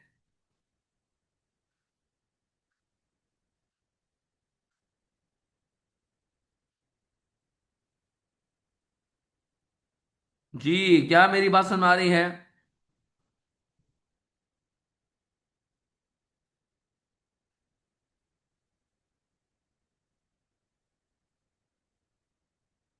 तो याद रखिएगा, जब भी रीस्टेट करना होगा प्रीवियस ईयर के ईपीएस को रीस्टेट करने का फॉर्मूला क्या होगा, लास्ट ईयर ईपीएस जो भी आपको दिया हुआ होगा, multiply by inverse of bonus fraction, inverse of, normal bonus fraction नहीं, इनवर्स, उसको रिवर्स करके आपने उससे मल्टीप्लाई करना है।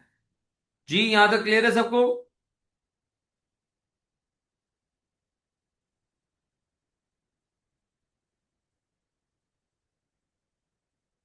चलें ये करके बनाए जरा, जल्दी से ये करके बनाए जरा। क्वेश्चन सिंपल है, इसके अंदर कोई ईपीएस कैलकुलेट नहीं करना, सिर्फ आपने रीस्टेटेड ईपीएस कैलकुलेट करना है। शाबाश, जल्दी से।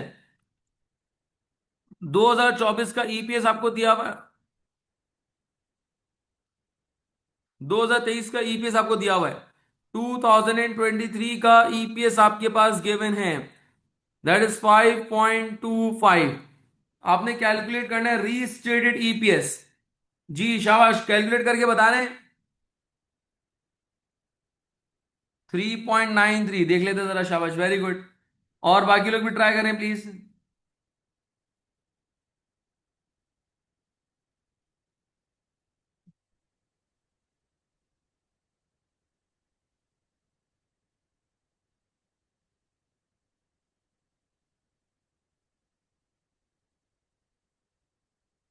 जी और लोग भी बताएं जरा प्लीज। पहले बोनस फ्रैक्शन बनाना पड़ेगा, पहले बोनस फ्रैक्शन बनाना पड़ेगा।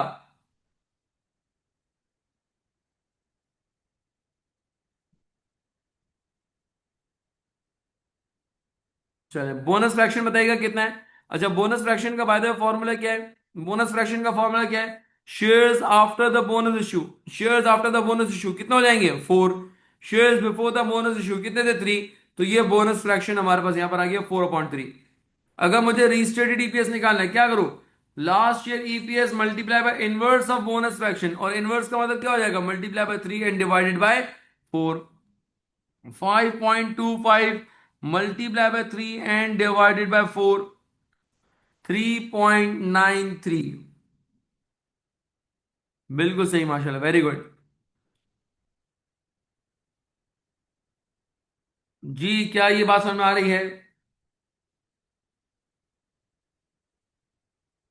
हेलो?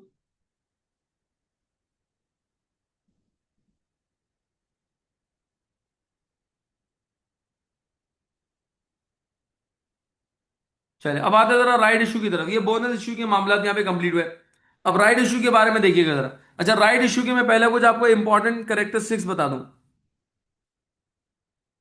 राइट इशू के अंदर याद रखिएगा, there is always inflow of cash, there is always inflow of cash, पैसे आ रहे होते हैं। नंबर टू, दूसरा important feature, it is issued to the existing share holder, issued to existing share holder, यानी कि ये हम इश्यूड तो नहीं कहूंगा, लेकिन मैं कहूंगा offered, offer to existing share holder, यानी कि हम एग्जिस्टिंग शेयर होल्डर को ऑफर करते हैं, एग्जिस्टिंग शेयर होल्डर्स को ऑफर करते हैं। थर्ड, तीसरा इंपॉर्टेंट फीचर, तीसरा इंपॉर्टेंट फीचर यहां पर आपके पास, कि जब हम राइट शेयर इश्यू करते हैं, so there is some bonus element, again कोई ना कोई बोनस एलिमेंट। देखो ये प्योर मुफ्ता नहीं है, बोनस शेयर्स की तरह नहीं है ये बोनस शेयर्स की तरह, रफीक, ये तुम्हारी तरह नहीं है। क्या मतलब? यानी कि आपने फॉर एग्जाम्पल जब बोनस शेयर्स दिए थे, तो आपने क्या कहा था कि भाई ले लो फ्री में ले लो, कोई पैसे नहीं चाहिए। जबकि यहां पर हम क्या करेंगे कि फॉर एग्जाम्पल अगर एक शेयर प्राइस है, एक आपके पास शेयर प्राइस है, लेट्स से $8, तो आपने कहा कि यार $8 वाला शेयर मैं आपको $6 में दे देता हूं, यानी कि issue price is $6। It means कि मैं आपको 8 वाला शेयर 6 रुपए में, 8 वाला शेयर 6 में, 8 वाला शेयर 6 में, यानी कि $8 वाला शेयर मैं आपको $6 में दे रहा हूं। देखो अल्टीमेटली बोनस आपको अभी भी मिल रहा है, बेनिफिट आपको अभी भी मिल रहा है। और कितना बेनिफिट मिल रहा है? $2 का बेनिफिट मिल रहा है। इसको हम कहते हैं that is a bonus element. भाई बोनस का मतलब क्या होता है? बेनिफिट।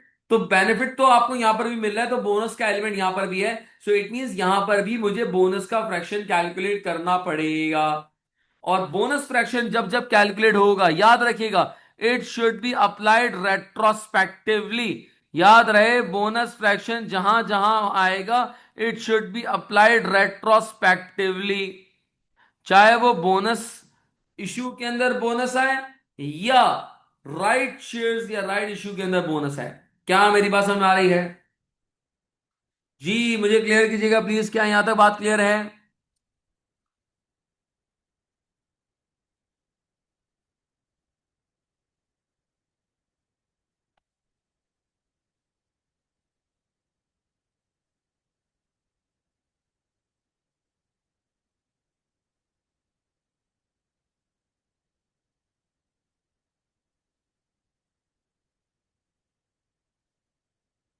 चलिए ना। अच्छा, अब आए जरा, हम यहाँ पर कैलकुलेट करना सीखते हैं कि किस तरीके से राइट शेयर्स के मामला को हम देखेंगे। अगेन याद रहे हम बेसिक ईपीएस पे ही हैं और फॉर्मूले में कोई चेंज नहीं आ रहा। Profit after tax minus preference dividend, और प्रेफरेंस डिविडेंड का मतलब क्या है? Dividend of irredeemable shares divided by weighted average number of shares. Weighted average number of shares, तो ये हमारे पास क्या है? ये बेसिक ईपीएस का फॉर्मूला है। अब यहां पर जब हम बेसिक ईपीएस कैलकुलेट करेंगे, तो मैंने क्या कहा, यहां पे बोनस का एलिमेंट है तो हमें बोनस कैलकुलेट करना पड़ेगा, यानी कि बोनस फ्रैक्शन कैलकुलेट करना पड़ेगा। अच्छा, बोनस शेयर्स ने बोनस फ्रैक्शन कैलकुलेट करने का फॉर्मूला क्या था? That is the shares after bonus issue divided by shares before bonus issue. के बोनस शेयर्स इशू करने के बाद नंबर ऑफ शेयर्स कितने हो जाएंगे, divided by bonus shares issue करने से पहले नंबर ऑफ शेयर्स कितने थे। तो वो हमारे पास बोनस फ्रैक्शन आ गया था। अब यहां पर जो बोनस फ्रैक्शन निकलेगा उसका कैलकुलेट करने का फॉर्मूला थोड़ा सा डिफरेंट है। यहां पर है share price before right issue. Share price before right issue divided bye share price after right issue. यानी कि यहां पे बिफोर डिवाइडेड बाय आफ्टर है, और इसको हम कहते हैं TERP। मैं आगे चलिए TERP लिखूंगा, ये सिर्फ समझाने के लिए मैंने लिखा है share price after right issue. ये share price after right issue क्या है, ये मैंने समझाने के लिए लिखा है। इसको हम कहते हैं TERP। TERP stands for theoretical ex right price. Theoretical ex right price. Theoretical ex right price, इसको TERP कहा जाता है। उसको TERP कहा जाता है, share price before right issue divided bye share price after right issue. इसको थ्योरेटिकल एक्स राइट प्राइस कहा जाता है। क्या ये बात समझ में आ रही है?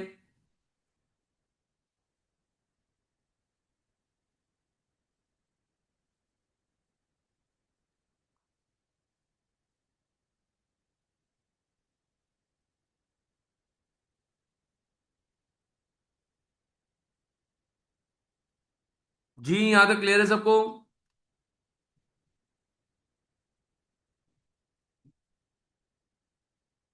अच्छा, अभी हम कैलकुलेट करेंगे तो आइडिया होगा कि सर ये कैसे कैलकुलेट करना है पूरा। चलें आए जरा इसकी कैलकुलेशन सीखते हैं जरा। क्वेश्चन देखते हैं जरा। ABC company issued right shares 1 for 2 for $12, यानी कि $12 पे हमने शेयर इशू किए। तो share price before the right issue, देखिए मैंने क्या कहा था कि राइट इशू करने से पहले शेयर प्राइस थी कितनी, $16। हम कितने में इशू कर रहे हैं? $12 में। बेनिफिट दे रहे हैं ना अपने शेयर होल्डर को, यानी कि 16 वाला शेयर 12 में है, 16 वाला शेयर 12 में है। अच्छा, अब यहां पर हमें पूरा ईपीएस कैलकुलेट नहीं करना, अब ये हम पहले प्रैक्टिस कर रहे हैं कि TERP एंड बोनस फ्रैक्शन कैसे कैलकुलेट होगा। अच्छा, bye the way, bonus fraction का फॉर्मूला क्या है? बोनस फ्रैक्शन का फॉर्मूला क्या है? Share price before right, before right divided by TERP। अच्छा, शेयर प्राइस बिफोर राइट, मुझे बताएं share price before right issue, before the right issue क्या थी? शेयर प्राइस कितनी थी before the right issue? Share price कितनी थी, बताएगा कोई मुझे?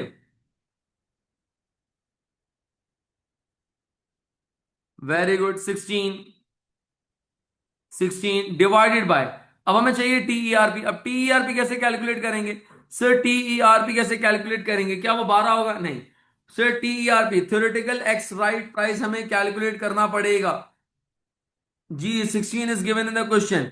थ्योरेटिकल एक्स राइट प्राइस कैसे कैलकुलेट करेंगे, आया जरा मैं आपको बताता हूं कैसे कैलकुलेट करेंगे, इधर सुनिएगा जरा। TERP theoretical ex right price. मुझे एक बात बताएं कि कंपनी ने कितने राइट शेयर इशू किए हैं? कितने राइट शेयर इशू किए हैं, जल्दी से बताएं। कंपनी ने कितने राइट शेयर इशू किए हैं? 1। ऐसा ही है, 1। Very good. अच्छा, और ये राइट शेयर कितने में दे रहे हैं? ये राइट शेयर कितने में दे रहे हैं? ये जो एक शेयर हम दे रहे हैं कितने में दे रहे हैं? ये एक शेयर कितने में दे रहे हैं हम ये? शाबाश, जल्दी जल्दी पार्टिसिपेट करें। 12 में, वेरी गुड। तो मल्टीप्लाई बाय 12। अच्छा, ये बताओ कि कंपनी के पास ऑलरेडी कितने शेयर थे? ऑलरेडी कितने शेयर थे? 2। Very good, excellent.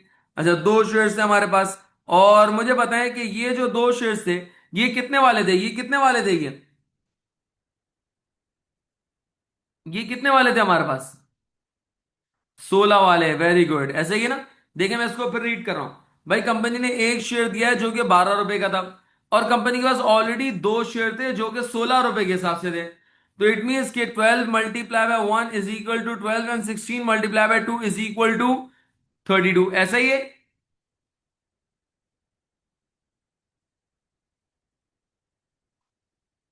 जी ऐसा ही है।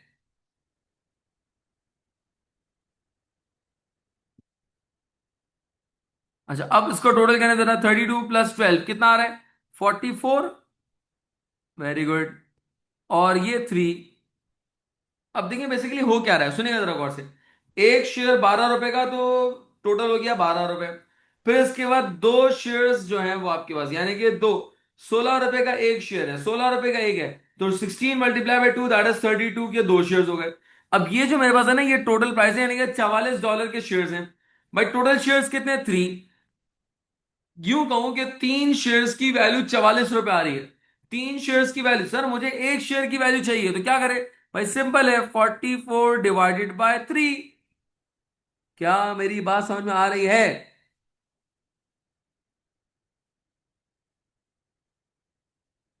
कितना आ रहा है? 14.67। ये क्या है सर? ये मेरे पास आ गया TERP, theoretical ex right price. So 14.67। चले डिवाइड करें जरा, 16 डिवाइडेड बाय 14, ये क्या है? ये 1.09। ये मेरे पास आ गया, that is a bonus fraction. याद रहे ये ईपीएस नहीं है, ये बोनस फ्रैक्शन है। और इस बोनस फ्रैक्शन की ट्रीटमेंट क्या होती है कि it should be applied retrospectively. कैसे अप्लाई करेंगे वो आगे चल के भी हम देखते हैं। क्या यहां तक बात समझ में आ रही है सबको?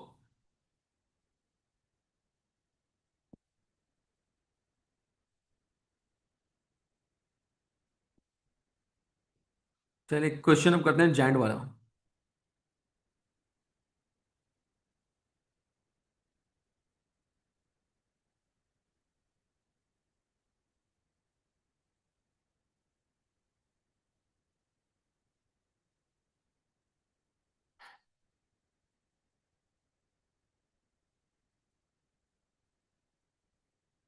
चलेगा। अब ये हम करते हैं ऐसा क्वेश्चन जिसके अंदर बोनस इश्यू भी है, राइट इश्यू भी है, और सबको एक साथ यहां पर अप्लाई करके देखते हैं। थोड़ा सा जो है वो आपके डिटेल्ड होगा, लेकिन इंशाल्लाह से आपकी प्रैक्टिस अच्छी हो जाएगी। अच्छा, अब क्या कह रहा है इसके अंदर? ABC company issue 10 million shares of 1 January, on 1 जनवरी 2024। यानी कि हमारे पास पहला इश्यू यहां पर आ गया। और ये पहला इश्यू हमारे पास कब हो रहा है? 10 मिलियन का हो रहा है। 10,000 का आपके पास यहां पर हो रहा है ऑन 1 जनवरी। अच्छा, इश्यूड 5 मिलियन शेयर्स इन मार्च, यानी कि सेकंड इश्यू जो आ रहा है वो मार्च में आ रहा है। और याद रहे जब मार्च का वर्ड यूज करो, it mean at the end of the March. अच्छा, इन जून, जून का मतलब एंड ऑफ द जून, यानी कि 1 जुलाई से काउंट करेंगे। 20% bonus shares were issued. And in September 40% right shares were issued. यानी कि इसके अंदर फुल मार्केट प्राइस भी है। देखें, जो फर्स्ट और सेकंड है वो नॉर्मली फुल मार्केट प्राइस है।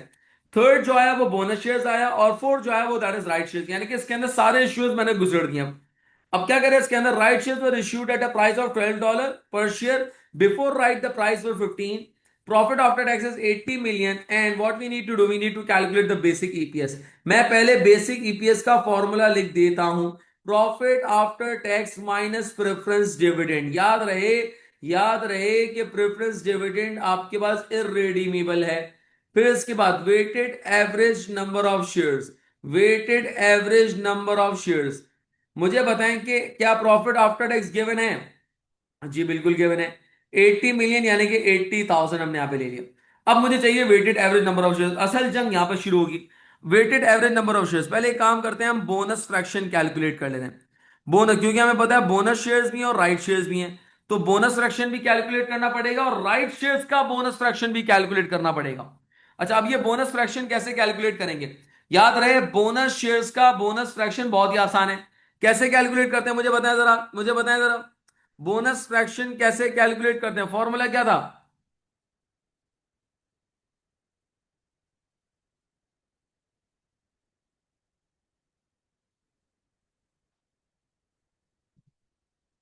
जी, बोनस फ्रैक्शन कैसे कैलकुलेट करते हैं? बोनस शेयर्स के लिए बोनस फ्रैक्शन कैसे कैलकुलेट करते हैं? याद रहे, अब दो बोनस फ्रैक्शन है। एक बोनस शेयर्स के लिए और एक राइट शेयर्स के लिए। बोनस शेयर्स का बोनस फ्रैक्शन कैसे कैलकुलेट करते हैं बताएं जरा, शाबाश।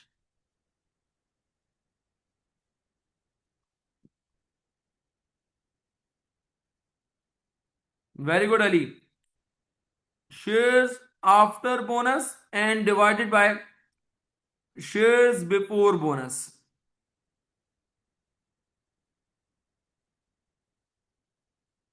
ये हमारा बोनस शेयर्स का फ्रैक्शन होगा। अच्छा, अब शेयर्स आफ्टर बोनस, मुझे बताएं बोनस इश्यू करने के बाद कितना है आपके पास। 20% बोनस इश्यू कर रहे हैं। 20% का मतलब ये है कि आफ्टर, अगर हम देखें तो आफ्टर कितना हो जाएगा, 120 डिवाइडेड बाय 100, ऐसे ही आ रहा है, देखिए जरा। यही होगा फ्रैक्शन, बताएं जरा प्लीज। अगर इसको सिंप्लीफाई करते थे, इसको डिवाइड भी कर दें, 1.2 आएगा, ताकि कैलकुलेशन हमारे लिए आसान हो जाए। 1.2, ये हमारे पास क्या आ गया, बोनस फ्रैक्शन आ गया। याद रहे ये बोनस शेयर्स का बोनस फ्रैक्शन है। अब एक काम करते हैं, हम राइट शेयर्स का बोनस फ्रैक्शन कैलकुलेट करते हैं। राइट शेयर्स का बोनस फ्रैक्शन कैलकुलेट करते हैं। राइट शेयर्स का बोनस फ्रैक्शन कैसे कैलकुलेट होगा, इसका फॉर्मूला क्या था, share price before right, shares price before right divided by T E R P, theoretical ex right price. अच्छा, शेयर प्राइस बिफोर राइट कितना है बताया जरा। शेयर प्राइस बिफोर राइट कितना था, देखिए जरा, बताया जरा कितना था।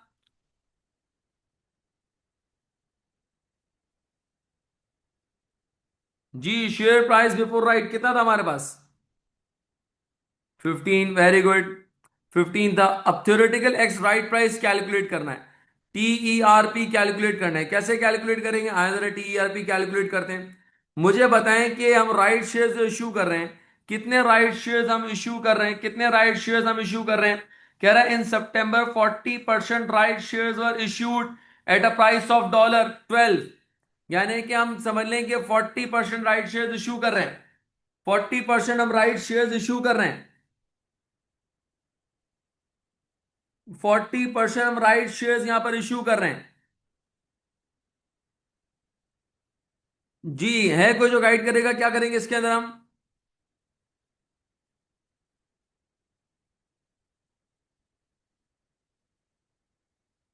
40% राइट शेयर इश्यू कर रहे हैं एट अ प्राइस ऑफ 12। अब 40, अब इसको आप 4 भी ले सकते हैं, ठीक है, 4 ले लें, जैसा आप इसको कट डाउन करना चाहें। मैं इसको जैसा है वैसे ही रख रहा हूं अभी। 40 शेयर हम इश्यू कर रहे हैं एट द रेट ऑफ 12, ठीक है। अच्छा, इससे पहले मुझे बताएं कितने शेयर्स थे ऑलरेडी, कितने थे, 100 शेयर्स होंगे, ऑब्वियसली 100 शेयर्स होंगे।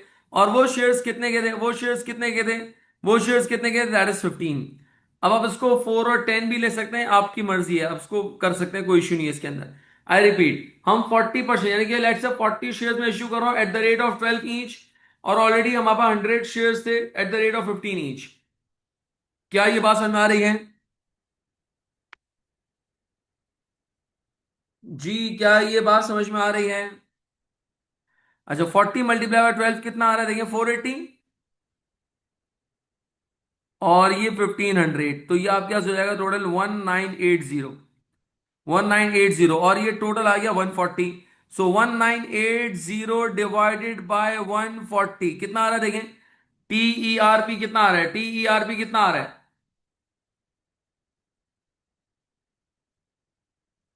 14.14। ये थ्योरेटिकल एक्स राइट प्राइस आया, इसको हम यहां पर डिनोमिनेटर में रखेंगे, और ये हमारे पास बन गया बोनस फ्रैक्शन। ये हमारे पास बन गया बोनस फ्रैक्शन। मजीद इसको हम डिनोमिनेटर डिवाइड कर दें तो हम उसको ला सकते हैं, कोई इशू नहीं है, लेकिन ये हमारा बोनस फ्रैक्शन बन गया, दैट इज 15 डिवाइडेड बाय 14.14। क्या ये बात सबको समझ में आ रही है। जी, यहां तक बताया, जरा सबको समझ में आ रहा है इसके अंदर। देखिए मैं स्टेप वाइज चल रहा हूं। मैंने पहले करा क्या, मैंने पहले क्या किया, सर पहले मैंने यहां पर फॉर्मूला लिखा ईपीएस का। फॉर्मूला लिखने के बाद फिर मैंने देखा कि profit after tax already given है, मैंने पुट कर दिया। Weighted average number of shares given नहीं है तो कैलकुलेट करना पड़ेगा। अब यहां पर बोनस इशू भी है और राइट इशू भी है, तो पहले बोनस इशू का मैंने बोनस फ्रैक्शन कैलकुलेट किया एंड देन फिर मैंने राइट इशू का बोनस फ्रैक्शन कैलकुलेट कर लिया। अब मेरे पास यहां पर सारी वर्किंग हो चुकी है। अब मुझे जो है वो weighted average number of shares की तरफ जाना है। यहां तक किसी को कोई कंफ्यूजन, कोई प्रॉब्लम तो प्लीज बताएं जरा। जी, यहां तक किसी को कोई कंफ्यूजन या कोई प्रॉब्लम हो तो बताएं जरा प्लीज।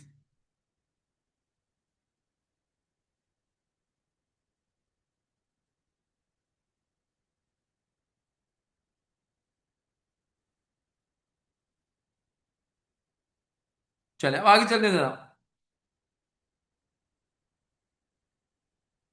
अब हम करेंगे क्या सर, वेटेड एवरेज की कैलकुलेशन करेंगे।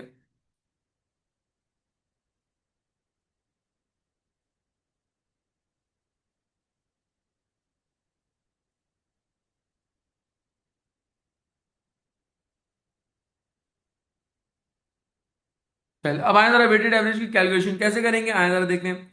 सबसे पहले क्वेश्चन के अंदर हमारे पास 1 जनवरी पे 10 मिलियन शेयर्स ऑलरेडी थे। 1 जनवरी पे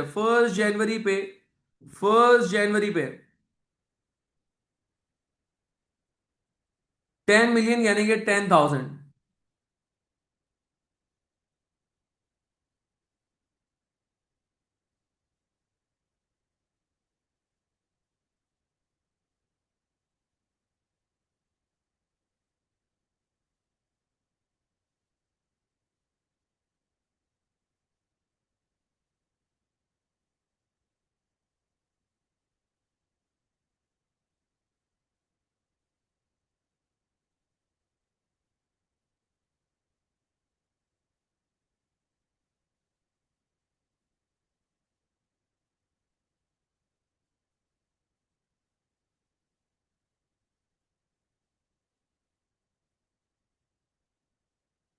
अच्छा, 10 मिलियन के शेयर्स हमारे पास ऑलरेडी थे।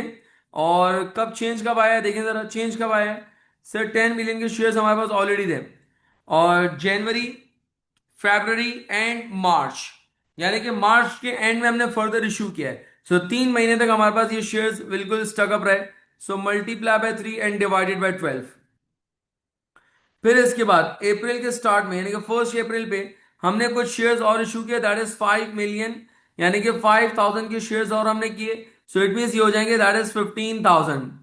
और कब अगला चेंज कब आएगा, सर आपने ये मार्च के एंड में यानी कि अप्रैल के स्टार्ट में किया था, और जून में अगले बोनस शेयर इशू किए। तो इट मीन्स कि अप्रैल, मई एंड जून, 3 महीने और, 3 महीने और आपके पास यहां पर ये शेयर इशू रहे, यानी कि 15,000 शेयर 3 महीने तक आउटस्टैंडिंग रहे। अच्छा, फिर इसके बाद जुलाई के स्टार्ट में, क्योंकि जून के एंड तक आपने चेंज किया और जुलाई के स्टार्ट के अंदर आपके पास चेंज आ गया था। फिर उसके बाद आपने सितंबर, यानी कि सितंबर के एंड में, तो जुलाई, August and September, July August and सितंबर 3 महीने, जुलाई अगस्त एंड सितंबर, तो 3 महीने। और हुआ क्या इसके अंदर, कितना चेंज आया था बाय द वे, कितना चेंज आया था, 20% bonus shares. 20% bonus shares calculate करेंगे, बताएं कितना होगा। 20% बोनस शेयर्स कितना हो जाएगा यहां पर,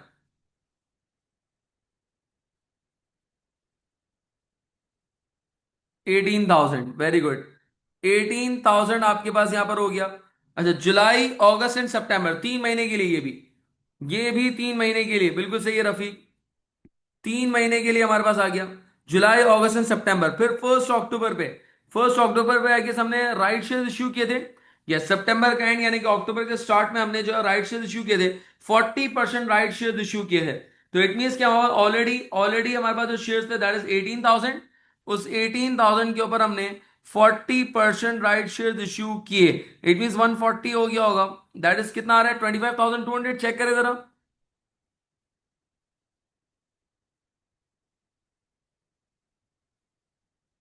जी बताएं जरा, यही आ रहा है। 40% राइट शेयर इश्यू करने के बाद कितना आ रहा है, 25,200।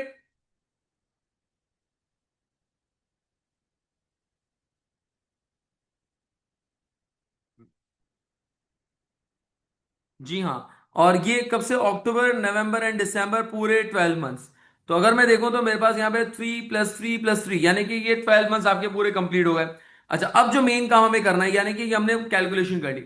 अब बोनस शेयर्स कब इश्यू किए थे, इफ यू रिमेंबर, कि बोनस शेयर्स हमने इश्यू किए थे जुलाई में, यानी कि जून के एंड में, विच मीन्स जुलाई के स्टार्ट में।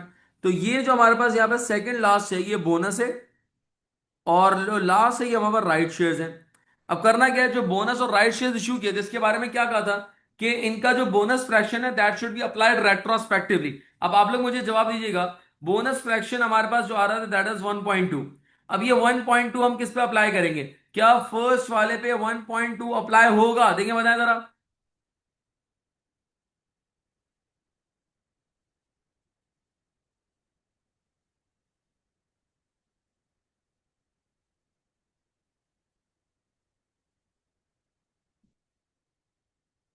हाँ, राइट से इशू करने के बाद 18,000 के अंदर जो राइट से इशू किए ना, उसको हमने प्लस कर दिया तो 25,200 टोटल शेयर्स हो गए।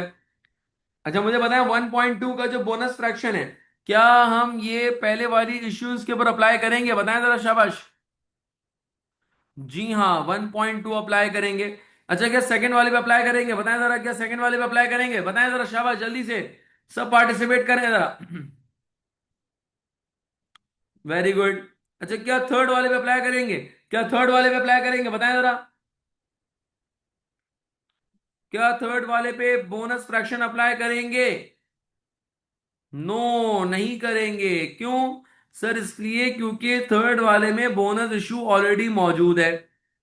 और देखिए, याद रहे मैंने क्या कहा था कि बोनस शेयर्स का बोनस फ्रैक्शन हो या राइट शेयर्स का हो, दोनों का शुड बी अप्लाइड रेट्रोस्पेक्टिवली। इसका मतलब ये है कि ये जो बोनस फ्रैक्शन था ये तो बोनस शेयर्स का था। अब मैं इशू करने जा रहा हूं, बिल्कुल सना सही कहा, अब मैं इशू करने जा रहा हूं राइट शेयर्स का बोनस फ्रैक्शन। अच्छा, राइट शेयर्स का बोनस फ्रैक्शन कितना आ रहा है? दैट इज 15 डिवाइडेड बाय, मैं इसको टोटल डिवाइड कर देता हूं ताकि कैलकुलेशन थोड़ी आसान हो जाए। That is 1.06। 1.06। अब मुझे बताइए 1.06 का जो बोनस फ्रैक्शन है, क्या ये फर्स्ट वाले पे अप्लाई होगा? बताएं जरा। क्या ये वन, यस। अच्छा, क्या ये 1.06 का बोनस फ्रैक्शन सेकंड वाले पे अप्लाई होगा? बताएं जरा। जी, सब जवाब दे जरा, सेकंड वाले पे अप्लाई होगा?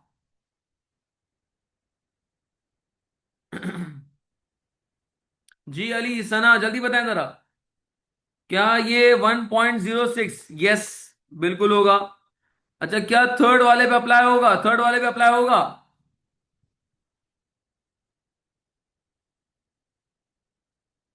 जी हाँ, बिल्कुल अप्लाई होगा, बिल्कुल अप्लाई होगा।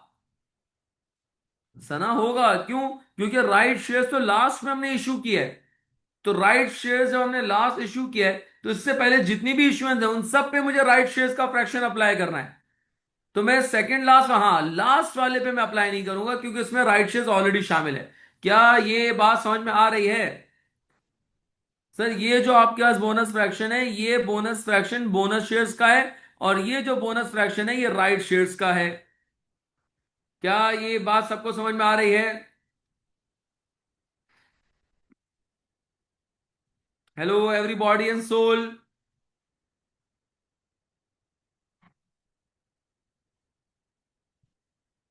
जी, यहां तक क्लियर है? रफीक, अफरास, सना, अली।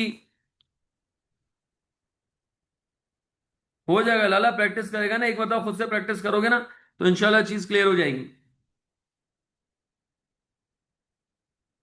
अच्छा, इसको पूरा मल्टीप्लाई करें जरा। मल्टीप्लाई करें, इसको भी पूरा मल्टीप्लाई करें और मुझे टोटल बताएं जरा। आउटस्टैंडिंग शेयर्स का टोटल बताएं जरा, शाबाश, जल्दी से। मल्टीप्लाई करके बस सम करके मुझे टोटल बताएं कितना आ रहा है।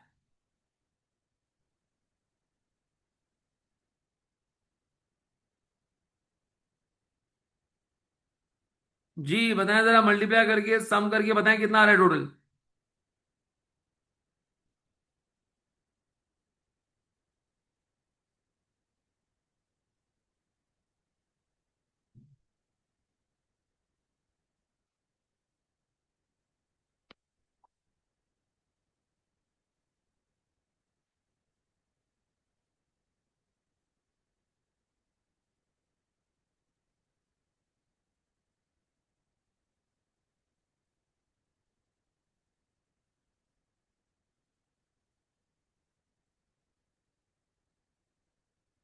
जी, आप लोग कर रहे हैं टोटल?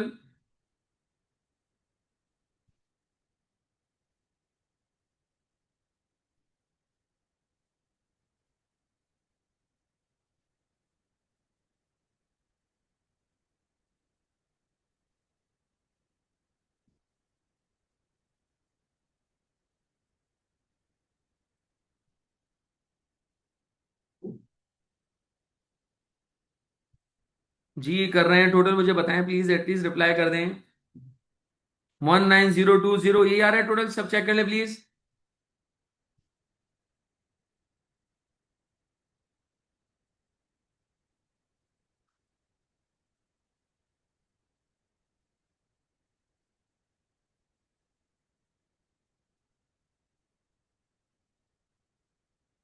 18979, रफीक चेक करो बेटा।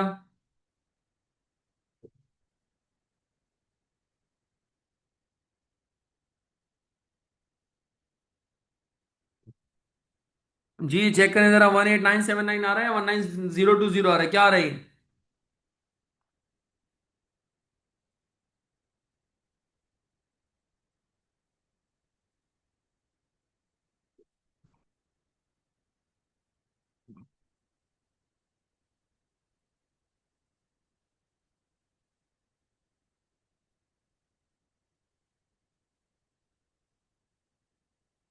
19020। रफीक कह रहा है मैं नहीं हिलूंगा, मैं वही बताऊंगा जो मैंने कैलकुलेट किया है। जी और कोई प्लीज सेकंड ओपिनियन आ जाए। अली, सना,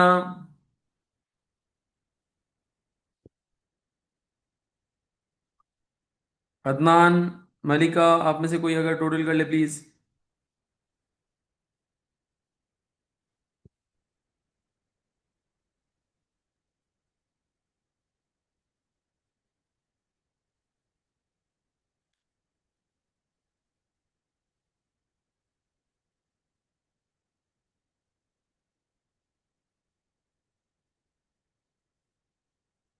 चलो 19020 लिख रहा हूँ अभी फिलहाल में।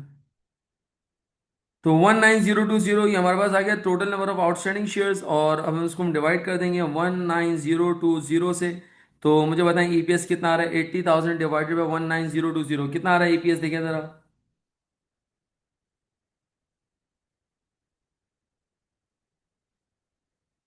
जी 80,000 डिवाइडेड बाई 19020 कितना आ रहा है बताएं जरा प्लीज। 4.20, ये हमारा क्या हो गया, that is the earning per share. तो ये हमने अर्निंग पर शेयर यहाँ पे कैलकुलेट किया। So this is how the earning per share is calculated, इस तरीके से हम कैलकुलेट करते हैं। इसके अंदर तीन सिचुएशंस मैंने आपसे कहा था होंगी, एक फुल मार्केट प्राइस जो कि हमने देखा, बोनस शेयर इशू कर रहे हैं और राइट शेयर इशू कर रहे हैं, और इनको किस तरीके से केटर करना है एक ही क्वेश्चन के अंदर, ये भी हमने इसके अंदर प्रैक्टिस किया। And one most important thing is कि रीस्टेटेड ईपीएस। अच्छा, अगर यहाँ पर फॉर एग्जाम्पल लास्ट ईयर का कोई ईपीएस दिया हुआ होता, फॉर एग्जाम्पल अगर लास्ट ईयर का आपको ईपीएस दिया हुआ है लेट्स से 5.75, तो अब उसको अगर मुझे रीस्टेट करना होगा ना, तो याद रखिएगा inverse of bonus fraction of both. हाँ याद रखिएगा, bonus fraction of both, bonus shares का जो बोनस फ्रैक्शन है उसका भी इनवर्स लूंगा यहां पर मैं, और इसी तरीके से राइट शेयर्स का जो बोनस फ्रैक्शन है, राइट शेयर्स का जो बोनस फ्रैक्शन है उसका भी इनवर्स यहां पर लूंगा। तो याद रखिएगा, अगर रीस्टेट करना होगा तो सिर्फ बोनस शेयर्स का बोनस फ्रैक्शन रीस्टेट नहीं करूंगा, यानी कि उसको इन्वर्स नहीं लूंगा मैं राइट शेयर्स का भी जो है वो आपके पास यहां पर जो है वो जो इन्वर्स यहां पर कंसिडर करूंगा। क्या ये बात समझ में आ रही है सबको? अगर लास्ट ईयर का ईपीएस होता तो मैं इनवर्स जब लेता, तो दोनों बोनस फ्रैक्शन का इनवर्स यहां पर मल्टीप्लाई करता तो रीस्टेटेड ईपीएस आ जाता। जी यहां तक क्लियर है सबको? तो ये हमारा एक पार्ट कंप्लीट हो गया, दैट इज बेसिक ईपीएस। और अब जो सेकंड पार्ट है that is a diluted EPS, इंशाल्लाह कल के सेशन के अंदर हम उसको कंप्लीट करेंगे। एंड देन फिर हम स्टडी अप के कुछ प्रैक्टिस क्वेश्चंस हैं उसको हम इंशाल्लाह प्रैक्टिस करेंगे, सो दैट कि हमें आइडिया हो जाए कि एग्जाम के अंदर किस तरीके से क्वेश्चन टेस्ट किए जा सकते हैं। इन द मीन वाइल, अगर जो सिंपल बेसिक ईपीएस वाले क्वेश्चन है बीपीपी या कैप्लान में से अगर आप प्रैक्टिस करना चाहते हैं, सो इट मीन्स आप उसको अटेम्प्ट कर सकते हैं। डायल्यूटेड वाले जो क्वेश्चन होगा उसको स्किप कर दीजिएगा। इसके अलावा जो बेसिक ईपीएस के बोनस शेयर्स, राइट शेयर्स, ये आप क्वेश्चंस जो है वो इंशाल्लाह प्रैक्टिस करें और उसको आप ट्राई करें। होपफुली इंशाल्लाह आप क्वेश्चंस को अटेम्प्ट कर लेंगे। डाइल्यूटेड वाले जो क्वेश्चन है वो इंशाल्लाह मैं नेक्स्ट क्लास के अंदर, कल की सेशन के अंदर इंशाल्लाह हम अटेम्प्ट करेंगे, उसके बाद फिर आप उसको अटेम्प्ट कीजिएगा। जी बिल्कुल, मैं इंशाल्लाह ये फाइल शेयर कर देता हूँ, नो प्रॉब्लम। चलो, thank you so much for joining this session. इंशाल्लाह नेक्स्ट सेशन में मुलाकात होती है, उसके अंदर हम इसको आगे कंटिन्यू करेंगे। अल्लाह हाफिज़।